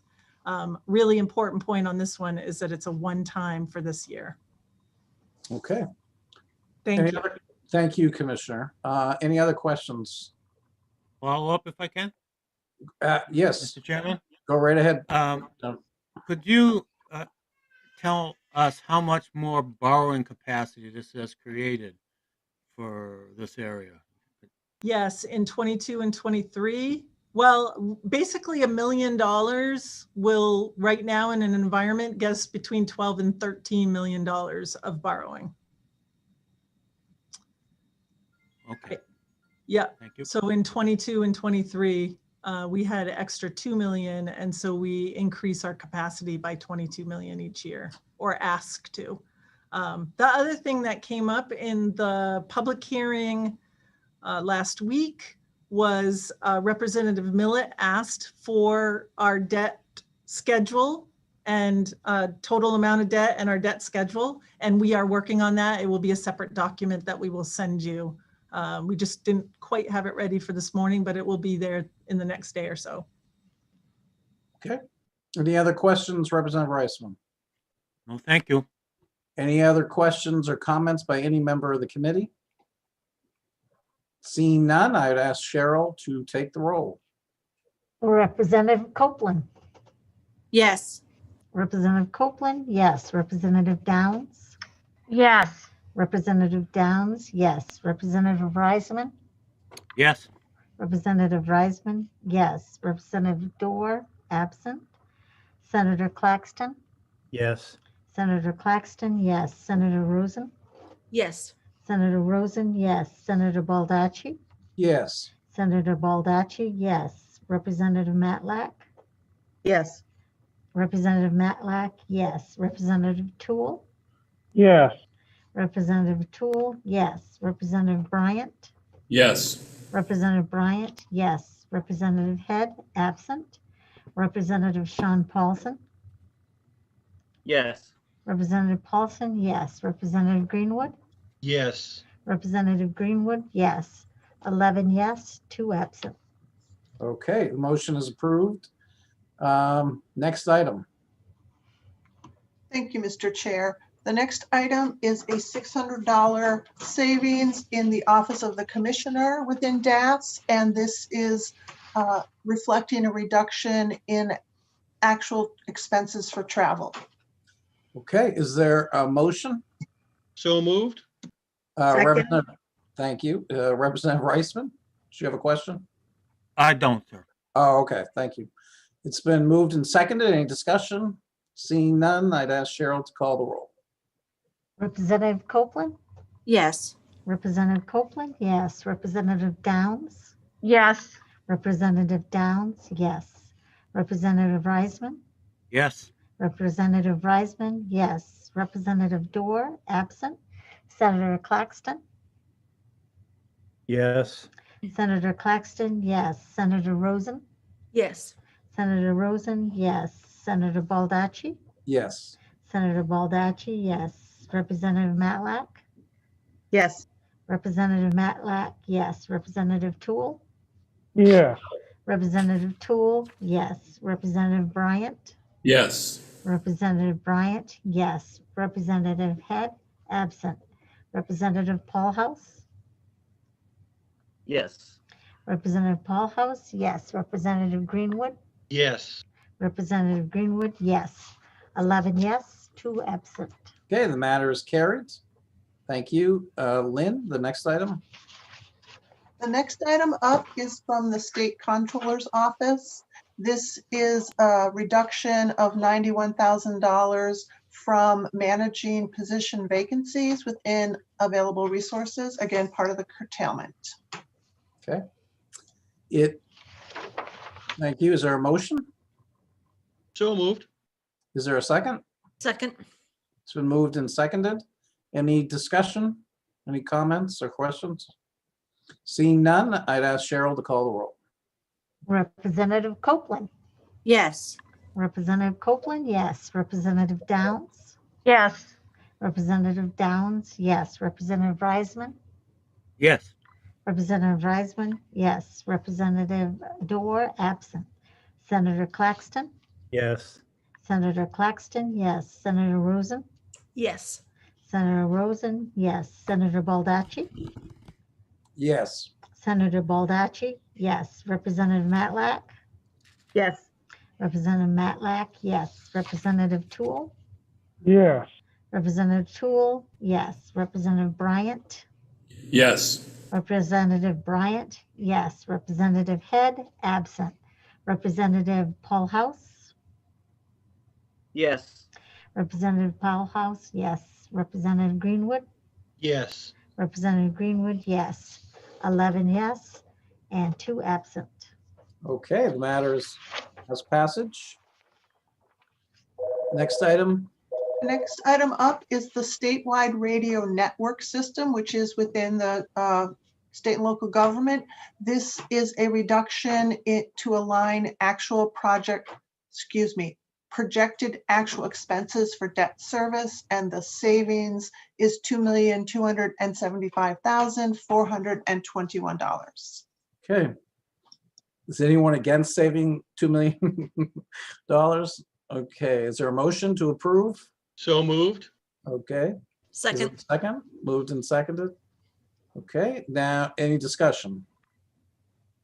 Any comments? Seeing none, I would ask Cheryl to call the roll. Oh, I'm sorry. Hold on for a second. Representative Rice, All right. comment. Couldn't click on it. I was wondering if we could get an explanation, a little more detail about how you managed to save $2.275 million. There's been pretty consistent budgeting of $4,200,000 every year. And Yes. that appears to continue on into the next budget. Yes, thank you. Good questions. This is Commissioner Kirsten Figueroa from DAFS. Yes, this is a statewide radio project that involved building towers, making connections, and purchasing the radios. So part of the debt service has reduced for the same reasons that other debt service has reduced, the interest rate environment in which we were buying. Also, we got a really good deal on some of the radios that we ended up purchasing last year as opposed to the cost that we thought they would be. And finally, we have paid off some of the bigger towers. And so the debt service amount can be smaller this year. The reason that we are not reducing it in the next 2 years is because we got a little bit behind on keeping the radios up to date. So we are going to use those savings and do bulk purchasing to catch the radios up. Those radios are upwards of 7 years old now, and they were meant to be automatically, like we were supposed to get onto a rolling schedule. At some point, that rolling schedule hit a bump, and we are getting back onto it because the radios have a life of about 7 years. So in 22-23, we will do some bulk purchasing of radios and then get ourselves back into the process of basically repurchasing and replenishing those radios each year. And that's what the debt service covers. Failure to use this mechanism to do that would involve charging all of the agencies for the radio costs. Currently, they pay for the service cost, like a monthly service cost, but they don't pay for the cost of the radios, which, Fred, is not insignificant, correct? Like, am I right with 7 to 10? That's correct. They list for about 7,500. And so this was meant to be an ongoing forever, as long as these radios and this radio network exists, then this debt service is meant to allow for us to consistently update those radios and just keep turning it over and pay the debt service. And again, depending on your interest rate environment, some of those funds will, the actual dollar amount of that debt service will change. Thank you. Okay, Representative Reisman, any other questions? Not at this time. Thank you. Okay, any other questions by any other member of the committee? Seeing none, I'd ask Cheryl to call the roll. Representative Copeland? Yes. Representative Copeland, yes. Representative Downs? Yes. Representative Downs, yes. Representative Reisman? Yes. Representative Reisman, yes. Representative Dorr, absent. Senator Claxton? Yes. Senator Claxton, yes. Senator Rosen? Yes. Senator Rosen, yes. Senator Baldacci? Yes. Senator Baldacci, yes. Representative Matlack? Yes. Representative Matlack, yes. Representative Toole? Yes. Representative Toole, yes. Representative Bryant? Yes. Representative Bryant, yes. Representative Head, absent. Representative Paulhouse? Yes. Representative Paulhouse, yes. Representative Greenwood? Yes. Representative Greenwood, yes. 11 yes, 2 absent. Great. Okay, the matter has passage. So the next item, Lynn. The next item is the language, Part J. And then this is the last item in the budget. We'll go back to the one that was deferred. So Okay. this part language authorizes DAS to enter into financing agreements with the Treasurer of State for fiscal years 2021, 21, 22, 22, 23 for the equipment, installation, hardware for the Workaday system. The conditions or the terms are that the total financing agreements cannot exceed 8 million. The agreements cannot exceed 7 years in length, and the interest rate may not exceed 5%. Mr. Chairman? Yes, Representative Reisman. Could we take a break for maybe 15 minutes so we can review all the information related to this, especially the information that was just sent out? Yeah, that's fine. Representative Matlack, is that okay with you? Yes, that would be fine for me. Yes. Okay, do you want to take a break for 10 minutes? Is that gonna be Sounds long good. enough? Yeah, what time is it? It is now 11:40. 11:40. So We were yep. going to break for lunch anyway at some point, but Okay. But we can take a 10-minute break here and then come back. Is that going to be enough, Representative Reisman? I hope so. I haven't Okay, opened well, that file yet, so thank okay, you. well, we can be flexible in the 10 minutes, but Right. let's try 10 minutes and we'll be back at 11:50. Thank you, Mr. Chairman. Thank you, sir.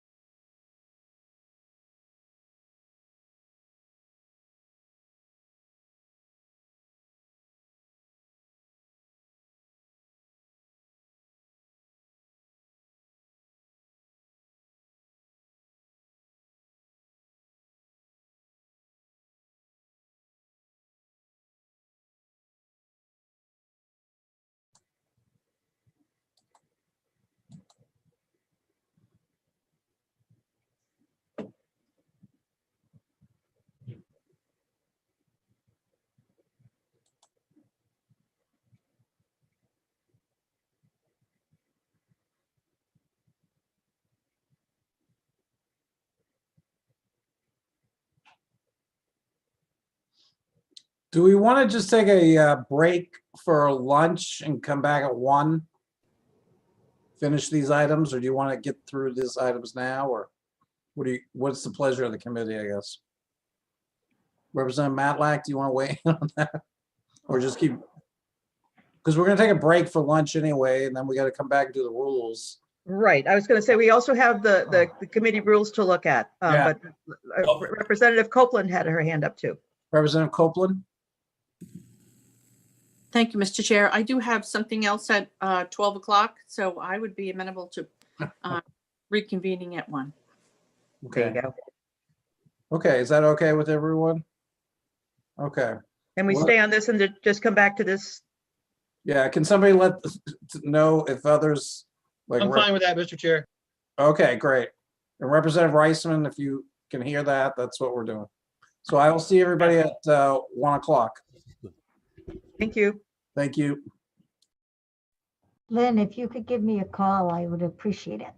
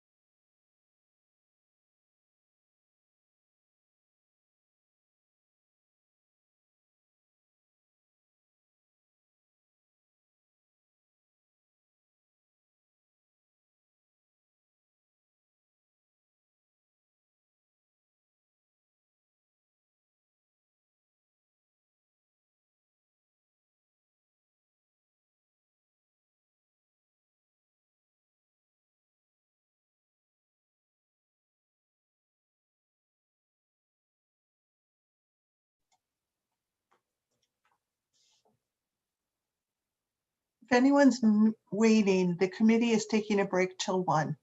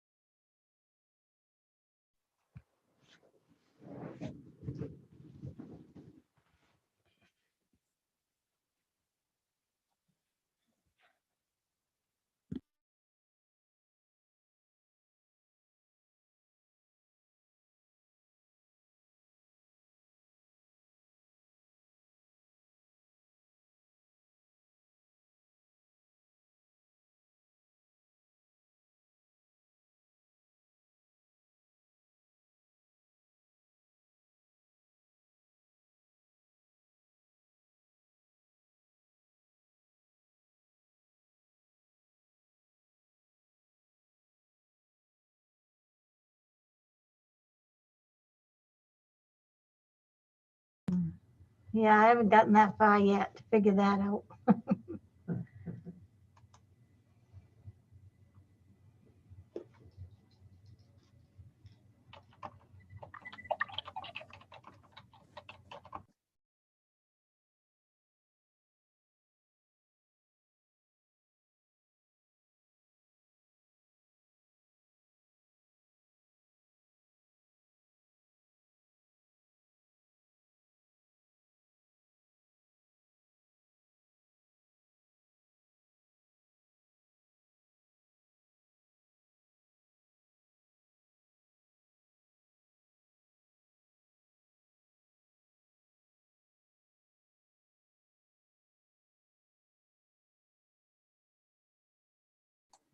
Okay, it is 1 o'clock. And I believe, is Representative Reisman with us? Yes, sir, I'm right here. Okay, I just want to make sure. And I wanted to just point out that for some reason, you blocked my video. I'm blocking your video. I don't know. Now I it don't think I says- can do that. It says the host. Now it says the host has asked me to start my video. Okay. See. Okay, we're good now. Before it said you had stopped my video. That was me, Representative Reisman, because you left your video on, so I turned it off for you. Okay, fine. Sorry about that. Okay, so we waiting for anybody? We just need to make sure we have a quorum. Yeah. Is Lynn Lynn there? You're there. Okay. Do we have can you check, Cheryl, whether we have a quorum or not? You have a quorum, Senator Baldacci. I don't see Commissioner Figueroa here. I don't know if she was going to Come back or not? come back or not. Do you want to text her? Or I'm somebody text? texting her right now, but she did have a meeting in the governor's office. Okay. Do we have somebody else from your office who could answer questions on the workday issue? Yes, Heather Perot and Fred Britton should be able to answer. And I just saw that Jenny Boyden has also joined us. So I think we've got coverage. Perfect. Thank you. I just want to let the committee, Representative Matlack at 1:30. I'm going to have to give you the reins for about a half an hour because I have a professional commitment that I got to do in terms of my work as an attorney. So, but when that comes, I'll just pass the reins to you. And right now, what we have, I know Representative Reisman has a number of questions. So I guess we can start with Representative Reisman's questions. Okay. Sorry. Do you want me to proceed now? Yes. If you could speak up so we can all hear you. That'd be Oh, I great. got to bring my microphone back over. Okay. I had moved it. Is this okay? Yeah. You hear me now? Okay. So we're looking at two particular items here, and one of them has to do with the supplemental budget, and the other one has to do with the supplemental budget language, which they are linked. So in the supplemental budget, the issue there is that the central admin application is looking for $4,695,000 to come from the general fund. And that is linked somehow to Section J of the narrative, which is seeking to finance $8 million over each year for 3 years. And then it spells out the terms and all that. So what I'd like to do, I'm going to show you if Lynn can put up that correspondence or that document just came from DAFs. It had the explanation about workday, and at the end there's a chart. I will find it, Representative, and put it up as soon as I get it. Okay, so my question comes from the fact that I can't get the numbers quite to add up to what the total cost of this project is and how much financing and withdrawals from the general fund are requested to cover it. So I'm hoping that maybe even Anya could tell us what is the contracted expenses expected to be at the end of fiscal year 2021 for this project. And the second part of that question has to do with. Well, hold on for a second before you get to the second part. Let's talk about the first part. Right. Okay. Commissioner Figueroa is now joining us. Was anybody? Did somebody want to field that question, or Commissioner Figueroa might need to hear the question again? I'm sorry. Yes, I'm sorry that I was late. Oh, no problem. No problem. So, Representative Reisman, can you just repeat your question a little bit more succinctly? Thank you, Commissioner, for coming back to our conversation here. I appreciate that. So I'm taking a look at the page that you sent earlier, which Lynn has put up on the chart, on the broadcast. And I went to the end of that, and there's a chart there. If you go scroll down to the end, that chart right there. Okay. So that's a very comprehensive, I think, an explanation of how much money this is going to cost. And I wanted to just make sure I understood what's in that. So there are contracted amounts to finish the project. And from what I understand and looking at this, you expect that project cost to end up being $54 million. Is that correct? The $54 million would include this, right, debt service, paying back the COP money. But yes, right now, the budget through 23 to get us to a place of go live and done with implementation and into maintenance / debt service mode would be 54.6 million. Okay. And I apologize for being such a numbers nut, but that's just my nature. So I'd ask the committee members to hang in there with me while I go through this.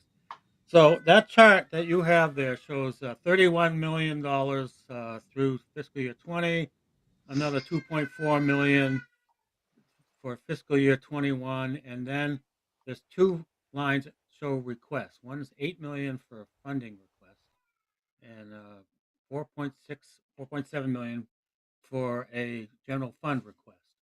So my question is, when I try to come up with the numbers based on what you think it's going to cost versus what the financing options are in the Schedule J there, it comes to about $62 million. And I'm wondering how you get from 54 million to 62 million worth of funding requirements.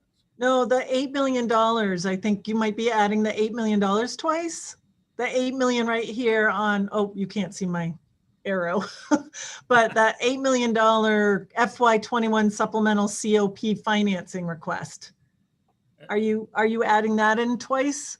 The answer to that is what I did was I added the first two lines plus the fourth line. So you got 31 million, 2 million, and 4.6 million, which comes up to a total of 38 million. Does that make sense? Okay. And then you add the financing you're requesting in Schedule J or whatever it's called, totals $24 million. And if you no. Okay.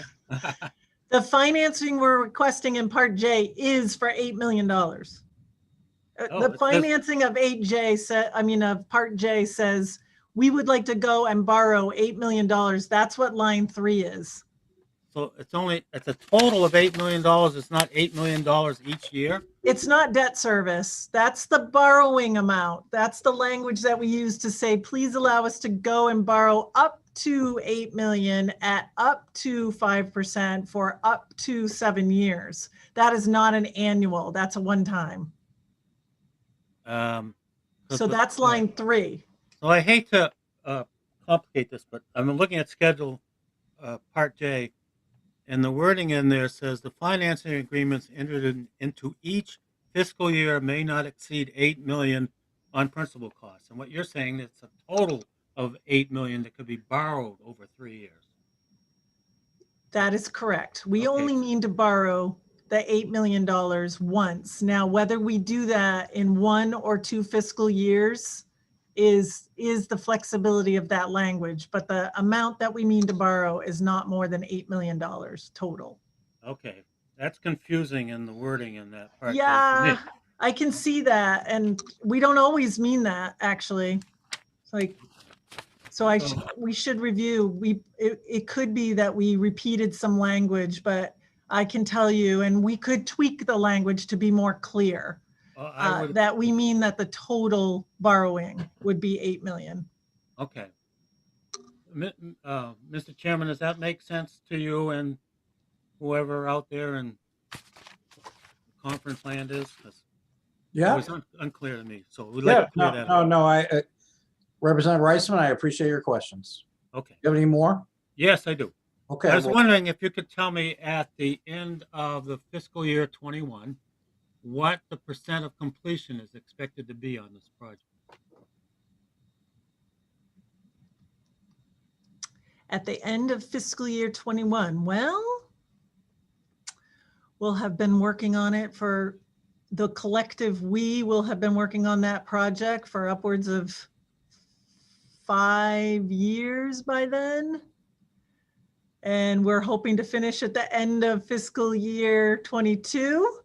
So 5/6. Hold on. 83% complete.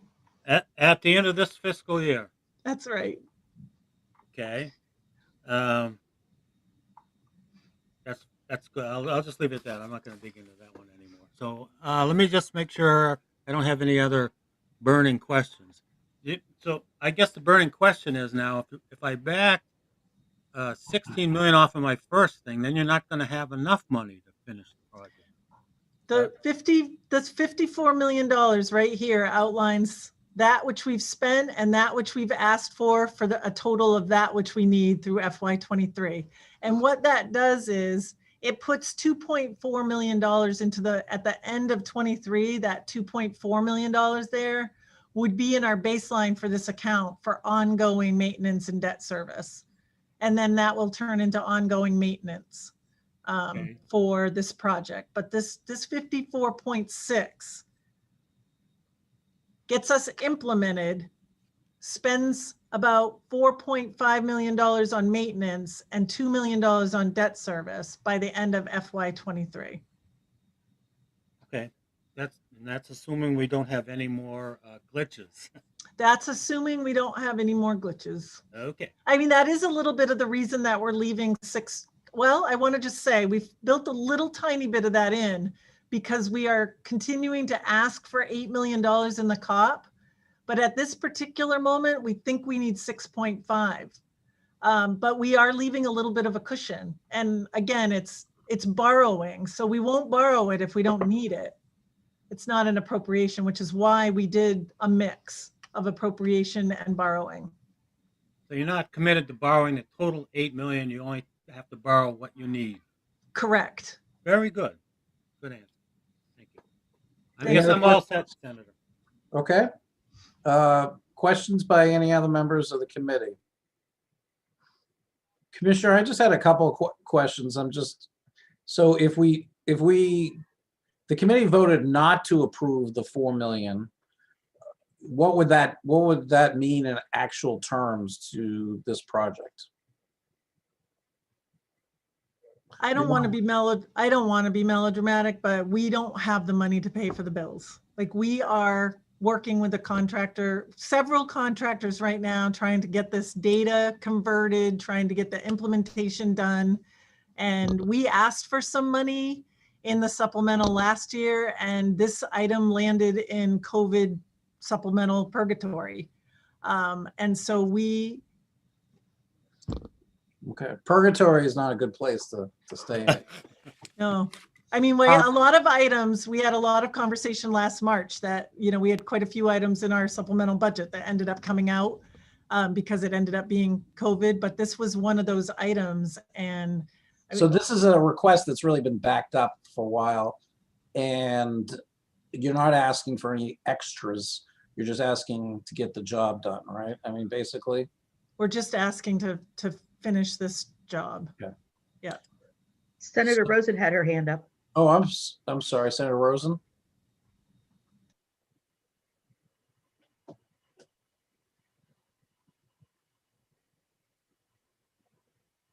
You're on mute.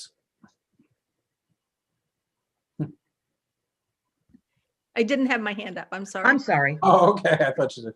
Representative Reisman, you are on mute now as well. I can't hear you. Now you can. Yeah. So, Commissioner, if you could just answer one more question. I'm looking at that chart again. There's $8 million that might be available to you this fiscal year if the financing goes through, right? That's a good question. Now, remember the timing of voting on the budget, and then we have to go out and get the bond. So unlikely that I appreciate and see where you are going, but it's highly unlikely that we will be able to borrow those monies in this fiscal year because of the timing. Just because you say yes in the supplemental, it'll still be 3 or 4 months before we actually have that bond, right? That bond document worked out, the buyers set, and the bond date executed, and the funds in our bank. So no, I don't believe that we'll see any of that 8 million until into FY22.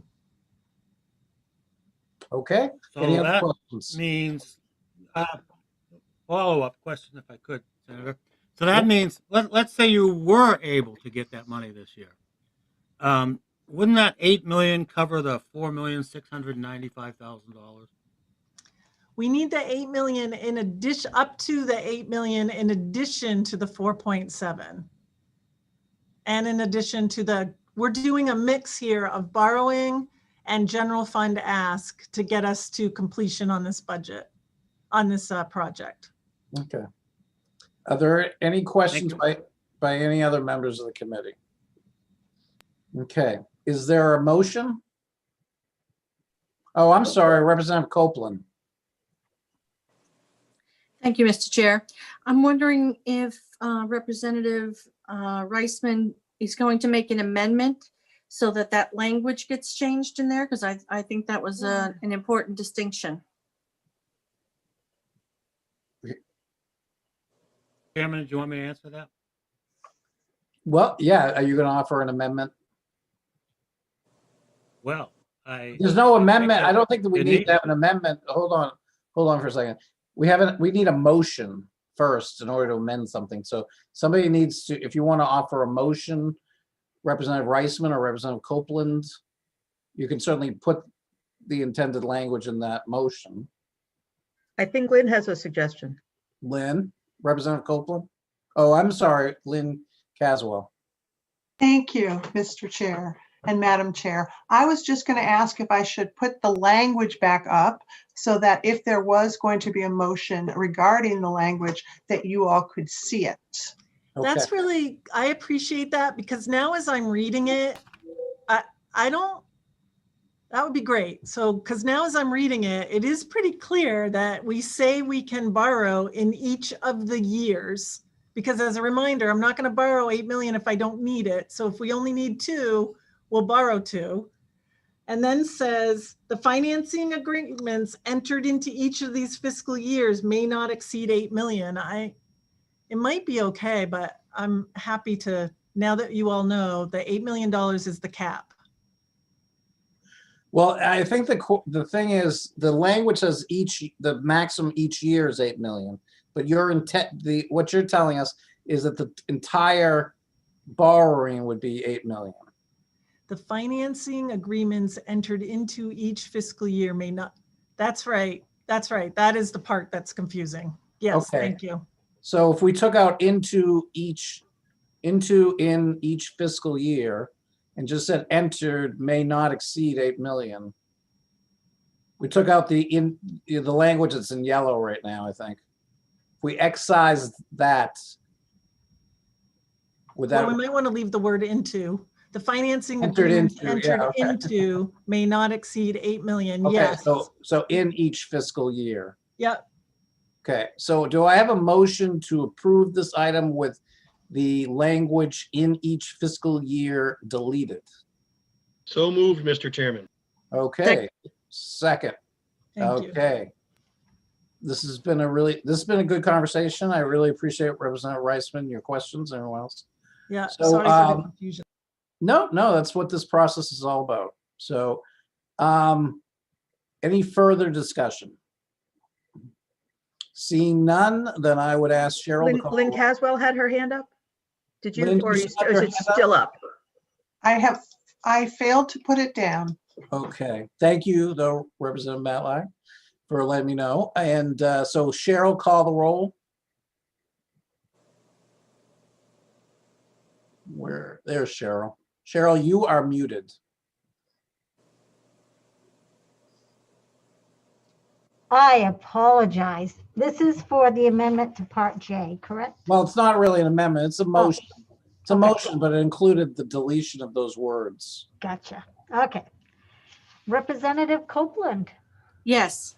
Representative Copeland, yes. Representative Downs? Yes. Representative Downs, yes. Representative Reisman? Yes. Representative Reisman, yes. Representative Dorr, absent. Senator Claxton? Yes. Senator Claxton, yes. Senator Rosen? Yes. Senator Rosen, yes. Senator Baldacci? Yes. Senator Baldacci, yes. Representative Matlack?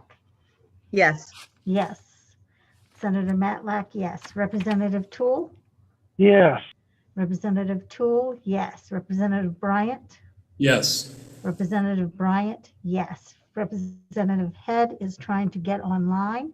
At current, she's absent. Representative Paulus? Yes. Representative Paulus, yes. Representative Greenwood? Yes. Representative Greenwood, yes. 11 yes, 2 absent. Okay, so the motion carries. Was that the last item, Lynn, for a budget? No, it is Yeah. not. Okay, You- so what's the next item for the budget? So you had deferred a vote on which I'll add to the screen in just a second. So you have that, and then there's the one that we missed. So you have 2 more. Okay. So the While first, you're flipping the screen, can I just say that when I was getting animated about how long it would take for us to do the COP documents, I referred to them as bond documents, and I just want to say it loans, COP, bond, but I should have said it will take us several months to get those COP documents done. So I just wanted to correct that. But Duly noted. Thank you, Commissioner. Okay, so other than this item, which we deferred, what was the other one, Lynn? the other one is this one, which I had crossed off by mistake, which is in the Department of Administrative and Financial Services. It's a reduction. Do you want me to go that one, or should we go back Why to don't we go with that one? Because it's probably going to be relatively quick. So. Okay, so this is for the information services. It's a reduction in $1,284,432 to align the projected actual expenses for debt services. And this was part of the curtailment. Okay, are there any questions? Okay, Representative Reisman. Sorry. My question, Mr. Chairman, is what was the original 2021 budgeted amount before curtailment? Okay. what was the original amount? Pardon me? What was the original amount of that item that was budgeted? Yes, I bet someone is texting me that number right. 4.7. So it's going from 4.7 to 3.5 roughly. Ish, yes. Yeah. And I would just offer same reasoning that we've said before. This is to pay back a network infrastructure modernization COP that we did. And again, by the time we borrowed the money, it was a little bit less interest rate. And so we have the ability here. We are not proposing a similar in the next biennial because we will tell you that we have some plans for those excess funds, similar to how we are using those excess funds in MGFA, but we felt like we could do it for this curtailment. Okay. Any other questions? Thank you for the text. Any other questions? I don't see any. Let's take a roll call vote. Cheryl? Do we have a motion? Oh, I'm sorry. Is there a motion to approve this? So moved. Is there a second? Second. There we go. Now we have a motion and a second. And Cheryl, can you call the roll? I will. Representative Copeland. Yes. Representative Copeland, yes. Representative Downs. Yes. Representative Downs, yes. Representative Reisman. Yes. Representative Reisman, yes. Representative Dorr, absent. Senator Claxton. Yes. Senator Claxton, yes. Senator Rosen. Yes. Senator Rosen, yes. Senator Baldacci. Yes. Senator Baldacci, yes. Representative Matlack. Yes. Representative Matlack, yes. Representative Toole. Yes. Representative Toole, yes. Representative Bryant. Yes. Representative Bryant, yes. Representative Head, absent. Representative Paulus. Yes. Representative Paulus, yes. Representative Greenwood. Yes. Representative Greenwood, yes. 11 yes, 2 absent. Okay, the matter has passage. Great. So now we're going to go to the item that was deferred. I have to sign off for a short conference on something else, and I will jump back in, but Representative Matlack, if you can take over, and then if you've already voted, when I get back, I'll register my vote. Otherwise, I'll just join the debate. Thank you. Thank you. Moving back to the section under Central Administrative Application 234. This was the $4,695,000 we discussed earlier, and it's in response to, it's in companionship with Section J. Are there any questions ahead of asking for a motion? Have we discussed this enough for now? Yes, Mr. Reisman? Thank you, Madam Chairman. I just want to get on the record that, but I'm really sorry that we didn't have that other information earlier, but based on what I had at the time, that we were asked to find curtailment in departments, or the departments were, to the tune of around 10% per department. And we had been doing very fine up to that point. We had overall about 11% decrease in funding because of curtailment. Now, when we add back those two items that are $6,700,000, we actually have an increase in our general fund requests of 3.8%, which, as we know, and I'll say it again. No, sir. Please, excuse me. We're discussing this item here. And the effect that you're implying, it doesn't really enter into our discussions. You can take that up with DAFs if you like, but for now, we're discussing this item here, and whether or not it is appropriate to retain this funding in the budget. Thank you, Madam Chairman. If you specifically want to look at that one item, I would be against approving it at this point and use the money that's going to come from financing to cover it. Thank you. Are there any other comments or if not, may I have a motion? Ms. Copeland, Representative Copeland? Thank you, Representative Matlack. I was wondering if the chairman, I'm sorry, Senator Baldacci? No, Kristen Figueroa.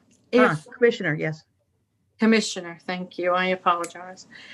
Could you weigh in on this? Probably not without crying. So I have a couple of things to say. One is when we did the curtailment exercise originally, it was based on 10% reduction because that was what the August revenue forecast showed at the time. The Revenue Forecast Committee met again in December and significantly adjusted the revenue forecast upwards, almost by 50%. So our curtailment efforts of 10% aren't, they're different times. And so as I talked about in my testimony, there were some agencies that needed to ask for some appropriations for items. And where we were able to do that, where we needed to do that, we offset in other departments as best we could with reductions there. This happens to be one of the items. Without this 4.7, you can see from that chart, we're $4.7 million short. And as I just explained, we won't have that financing money in this fiscal year, but we have bills due to vendors this fiscal year. I worry, and again, we had some of these conversations last year and didn't get the funding. So we're already starting from a place that I really don't like starting from, which is I'm asking you for money in January, halfway through a year where we've already been spending it. And none of us like to be in that situation, but not getting this $4.7 million will significantly, possibly wholly derail the project. Thank you for the opportunity. Representative Toole. Thank you, Madam. Thank you, Madam Chair. I guess to follow up on that, I guess I would ask the Commissioner, would that raise the cost of the project as a whole? Would it totally stop it? What would the implications of it really be? I mean, I can kind of see it, but what would truly happen if this 4.6 wasn't approved? Yeah, I think it will derail the project because we wouldn't be able to pay people who have been working on the project. And those are our contractor partners, our implementation partners, the conversion partners, et cetera. I will say I'm not always a fan of the Zoom/texting because it feels like you're multitasking. However, somebody did remind me that there are certain items that you can't use financing to pay for. And so one of those is some of the subscription stuff that we have to pay as software as a service. So the 4.7 would be covering some of those expenses that wouldn't be even allowable with the COP, which again is a reason that we have a mix. The one isn't meant to offset the other. We need all of it to get us to that completion place. But I do have very real concerns that without people seeing that we have a real path forward for this appropriation, that puts our project significantly at risk. If I may follow up? Yes, sir. I guess I would also ask, would it also raise the possibility of legal action against the state with some of these contractors and things like that? Was that also a possibility? I mean, I wouldn't want to put that idea in anybody's. I think we're working well with our partners. They already know we're in this position. They know we're asking for the funds kind of after the fact. So I think that they would continue to work with us, but only, to your point, only for so long. I mean, if the answer is going to consistently be no, then, and I will also say, because we can't stay on the system that we're on. I know maybe, oh, well, let's postpone it. We can come back to it in a little bit, but that system is on like duct tape and paper clips, and it's a mainframe. Like I just say the word mainframe. Doesn't that scare everybody? Nobody, this system has a little flashing green light where you enter information in DOS. Nobody even knows what that is anymore. And we have two people who are very close to retiring. They are glue and gum chewing, duct taping this thing together. And we need to finish and get off of that system. All that data is at risk. Thank you. Representative Reisman. Thank you, Madam Chairman. Can I request that either our financial analyst or our other analysts give us some information about where the budget lays right now? It has nothing to do with this line item, but in general, because I, as for one person here, am confused about what our current forecast is for a budget for the end of the year. I'm happy to help with that too. Thank you, Commissioner. If you could. And please, I'm very sympathetic to the commissioner's straits here because as a former CFO, I lived through stuff like that myself. And so I always worry on behalf of the taxpayers where the money's coming from, and that's why I'm taking such a hard stance. But ultimately, I'll probably vote for this. Commissioner Figueroa, do you have some, could you respond to Representative Reisman? Or Representative Reisman, did you want material sent to you after this meeting? I would like material sent to the committee after this meeting. We have a spreadsheet that shows all 3 years and the balance at each year. And of course, I mean, the governor is obligated to show a balanced budget. So, but we will also show the difference between revenue forecasting that happened in August and in December, which is a significant difference in the baseline. Okay, where we thank start you. with revenues. Are there any further questions for anyone? Would somebody care to make a motion on this matter? So moved. Second. Thank you. Thank you. So it's been moved and seconded that $4,695,000 be appropriated for this line. Cheryl, if you could please go through the list of attendees. Yes. Representative Copeland, Yes. Representative Downs, Yes. Representative Reisman, Oh, you're on mute. I'll vote yes. Thank you. Representative Reisman, yes. Representative Dorr, absent. Senator Claxton, Yes. Senator Claxton, yes. Senator Rosen, Yes. Senator Rosen, yes. Senator Baldacci, absent. Representative Matlack, Yes. sorry. Yes. Yes. Representative Matlack, yes. Representative Toole, Yes. Representative Toole, yes. Representative Bryant, Yes. Representative Bryant, yes. Representative Head, absent. Representative Paulus, Yes. Representative Paulus, yes. Representative Greenwood, Representative Greenwood, absent. So that's 9-4. 4 absent, 9-4. Thank you. I believe this is all of our budget discussions for today. Is that correct, Lynn? Yes, that is correct. The committee does, however, need to review the committee rules for this upcoming session. Representative Toole.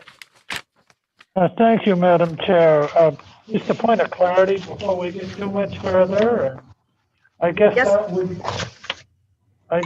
would be people who are absent vote absentee after the meeting today. Yes. I'm sorry. Yes, they may. Okay. Thank you. Yes. If folks are not in attendance at a meeting and they care to vote, they should contact Cheryl McGowan or the speakers or the speaker or the president of the Senate's office and cast their ballots that way and cast their votes that way. But you have, I think, usually 24, 48 hours to do that.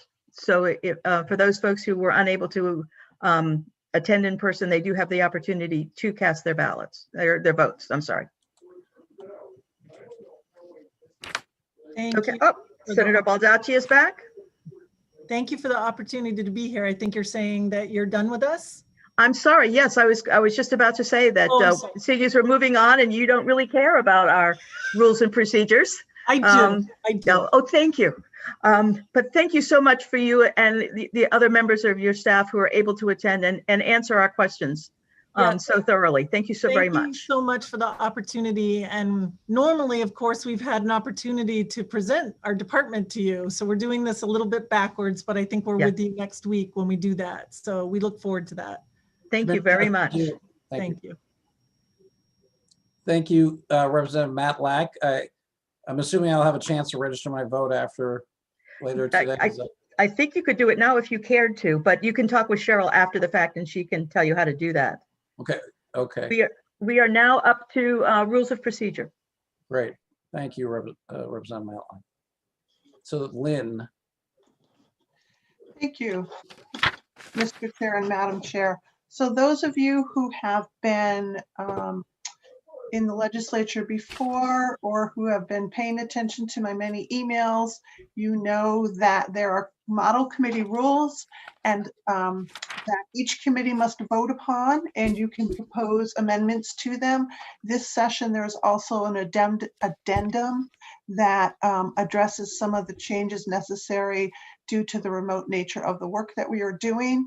I have taken the liberty, and I asked the chairs if this was all right, of creating a document and which I want to screen share that indicates, I think it's four changes that other committees have made, and I did this for your consideration to help focus your discussion, but of course, this is in no way limiting the changes that you can talk about. But if I have the permission of the chairs, should I walk through those changes that other committees have considered? Yes. Okay, so I'm going to share my screen again, and I think I went through this a little bit during orientation. But the first area where most committees make a change is in the eating and drinking in the committee rooms during public hearings and work sessions. The most common change is that during both public hearings and work sessions, committee members are able to consume food and beverages. So what I have done is highlighted the language that would be added and indicated the language that would be removed if this committee wanted to propose an amendment to the rules that during public hearing and work sessions, when the committee is there, that committee members may consume food and beverages. Is there any discussion regarding that item? Okay, Senator Claxton. I'm not sure I understand the distinction that Lynn just added at the end about when the committee is there. Are you assuming our being back in the committee room? Because to eat or drink now requires removing a mask, which is not part of the protocol. Senator Claxton, you raise a very good question, and I had not thought that. This language was not intended to make that distinction. This language was thinking in the world where there are no masks, meaning perhaps in the second session, if we are in person. But that distinction, I think, is probably an important one, because under the current COVID policy, you have to wear your mask in the committee room, which would mean committee members that come to work remotely in the committee room are not allowed to consume food and beverages. So this proposed rule just needs to indicate that this takes place absent any COVID-19 restrictions, something to that effect. Yes, I think that would clarify it. If that's the committee's. Senator Claxton, did you want to propose an amendment? If I may, Senator Baldacci, just to interrupt. Yep. At this point, if you just discuss and then tell me, usually the way is you discuss it, then you vote on the ideas and I make all the word changing. So you can vote as the whole thing and you don't have to necessarily wordsmith it. I just, you and Representative Matlack will see the final product before it's sent over. Okay. So does anybody have any, Representative Matlack, do you have any comments?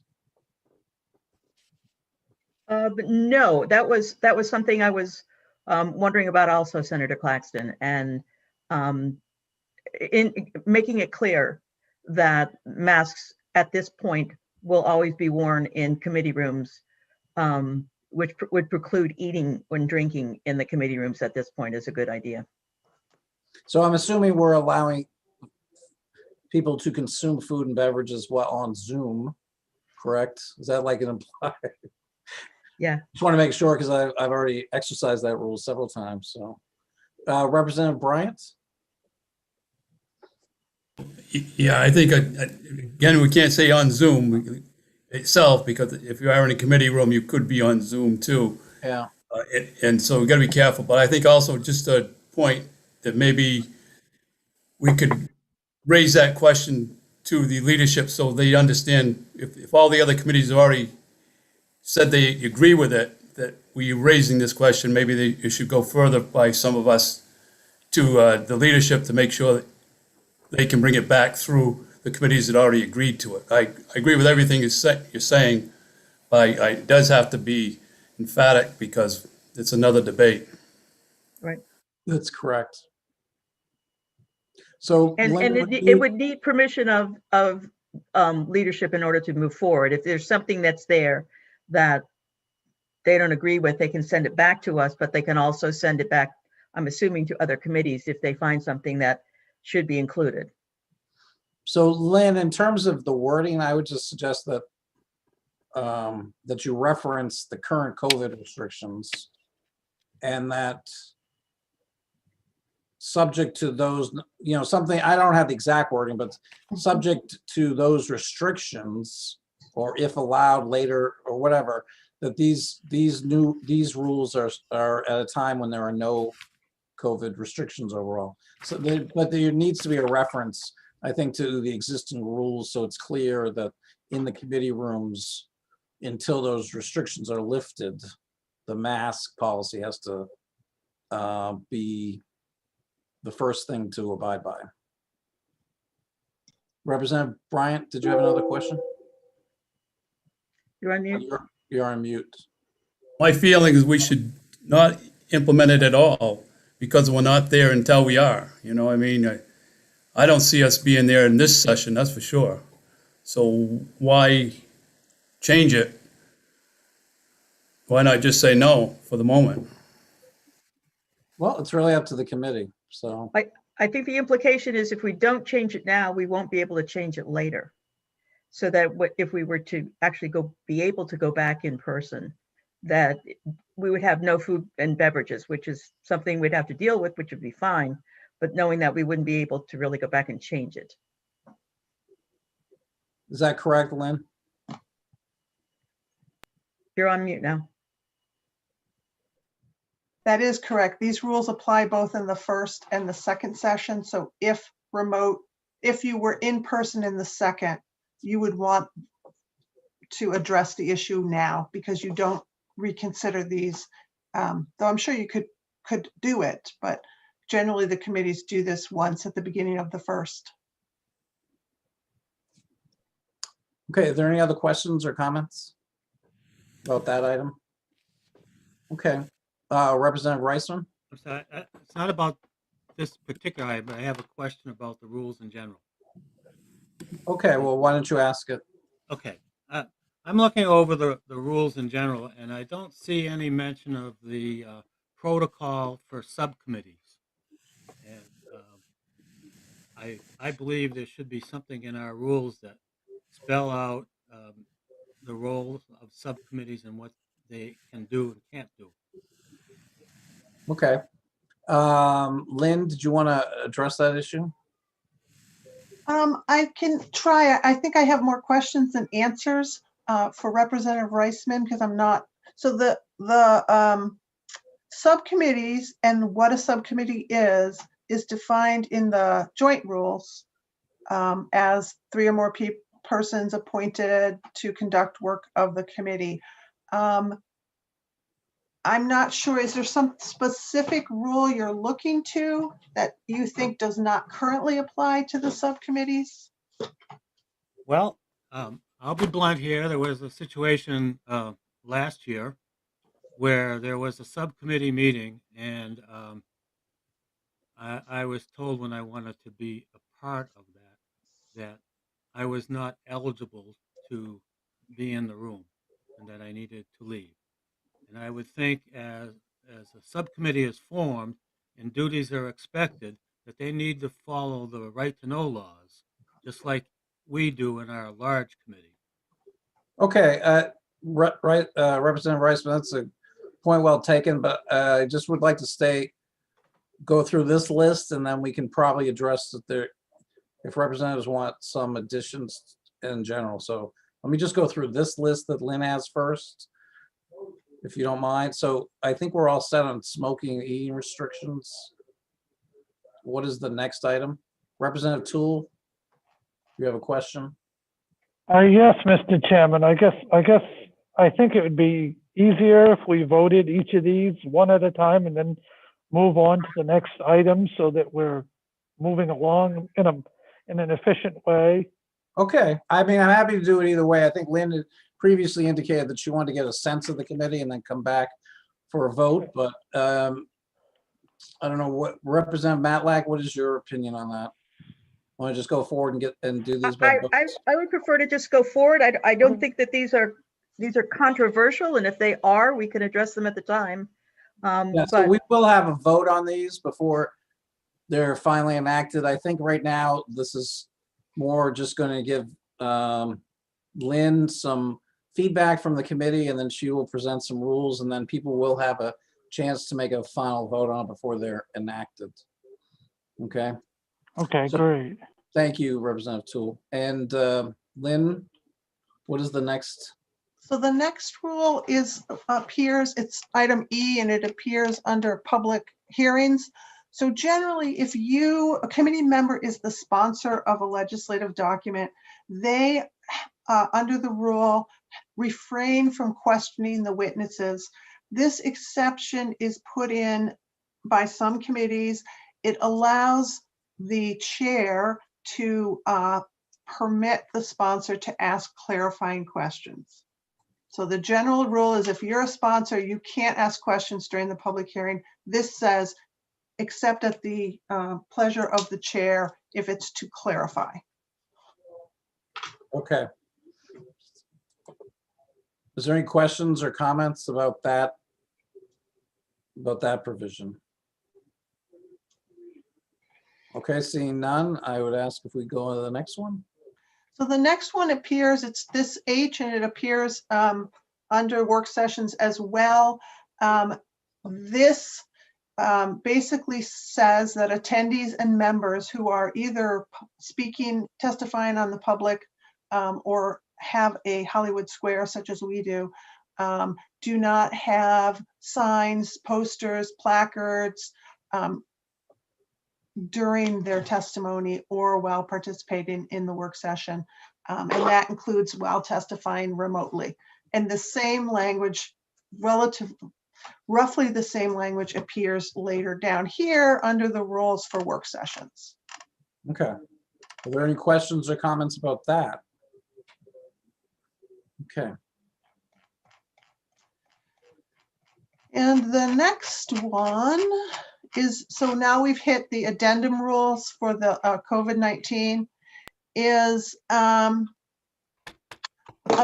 the chat function. Again, some committees have added this, that says that during a public meeting via electronic platform, that you don't have substantive discussions over the chat function. That doesn't mean you can't have non-substantive, such as you're on mute or what time does this meeting end. Again, this is what some committees have added to their rules. Senator Claxton.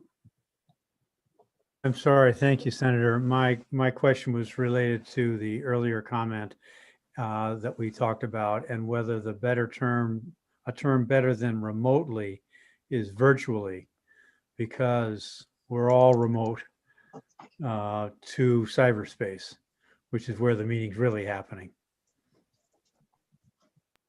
Thank you. Thank you, Senator. Lynn will take those under advisement. I will. Okay, any questions about the procedures for electronic committee meetings? Okay, next item. Those were all the items. So food Okay. and drink, posters, placards, communicating via chat. And I those think were- Representative Reisman had mentioned the right to know laws and the applicability. I don't know if it might be helpful for you or others in your office. I don't know what's to review the rules and make sure that the right to know laws, it's expressed where, to make sure people know where they need to abide by the public notice, the public hearing aspects. Because obviously, if there's a subcommittee meeting, one would presume that would fall under the public records or public disclosure notices. So if you could review those rules, maybe before we come back for a final vote, to make sure we're in compliance with the right to know laws as far as our committee procedure is concerned, that would be my request. Mhm. I will absolutely do that. I can say that the Freedom of Access Act, the public nature of a true subcommittee. So if it was a true subcommittee, then public access isn't, you must allow public access. Whether That's what I that, assumed. That's why I would assume, but maybe Yeah. we need to, maybe we need to make it a little clearer in some places. I don't know. Yep. And I will pull that information out again and try and make a bullet list that shows what the rules are and where they apply. So I can do that by the next meeting. Okay, great. Are there any other rule changes that people would like to see? Or any other comments about the rules? Representative Toole. Thank you, Mr. Chairman. So just as a point of clarity, when we ultimately vote on the rules, are we going to be voting on the standard rules separate from the COVID rules, or everything in one lump? And I'm just asking as a point of clarity as to... Yeah.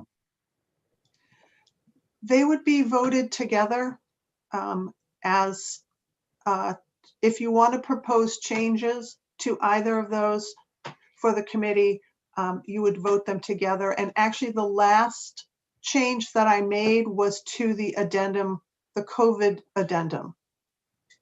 Okay, thank you. Okay, any other questions or comments? Okay, hearing none, any other matters before the committee? I think we're good. Are we ready to sign off? When we get ready to sign off, before I can close YouTube, we need to have a motion to adjourn and then a second, and then I can turn off the YouTube. Okay. I So move that we adjourn. Second. moved and seconded. Hearing no Lynn had her hand up. Oh, Lynn, I'm sorry. You're She's on mute.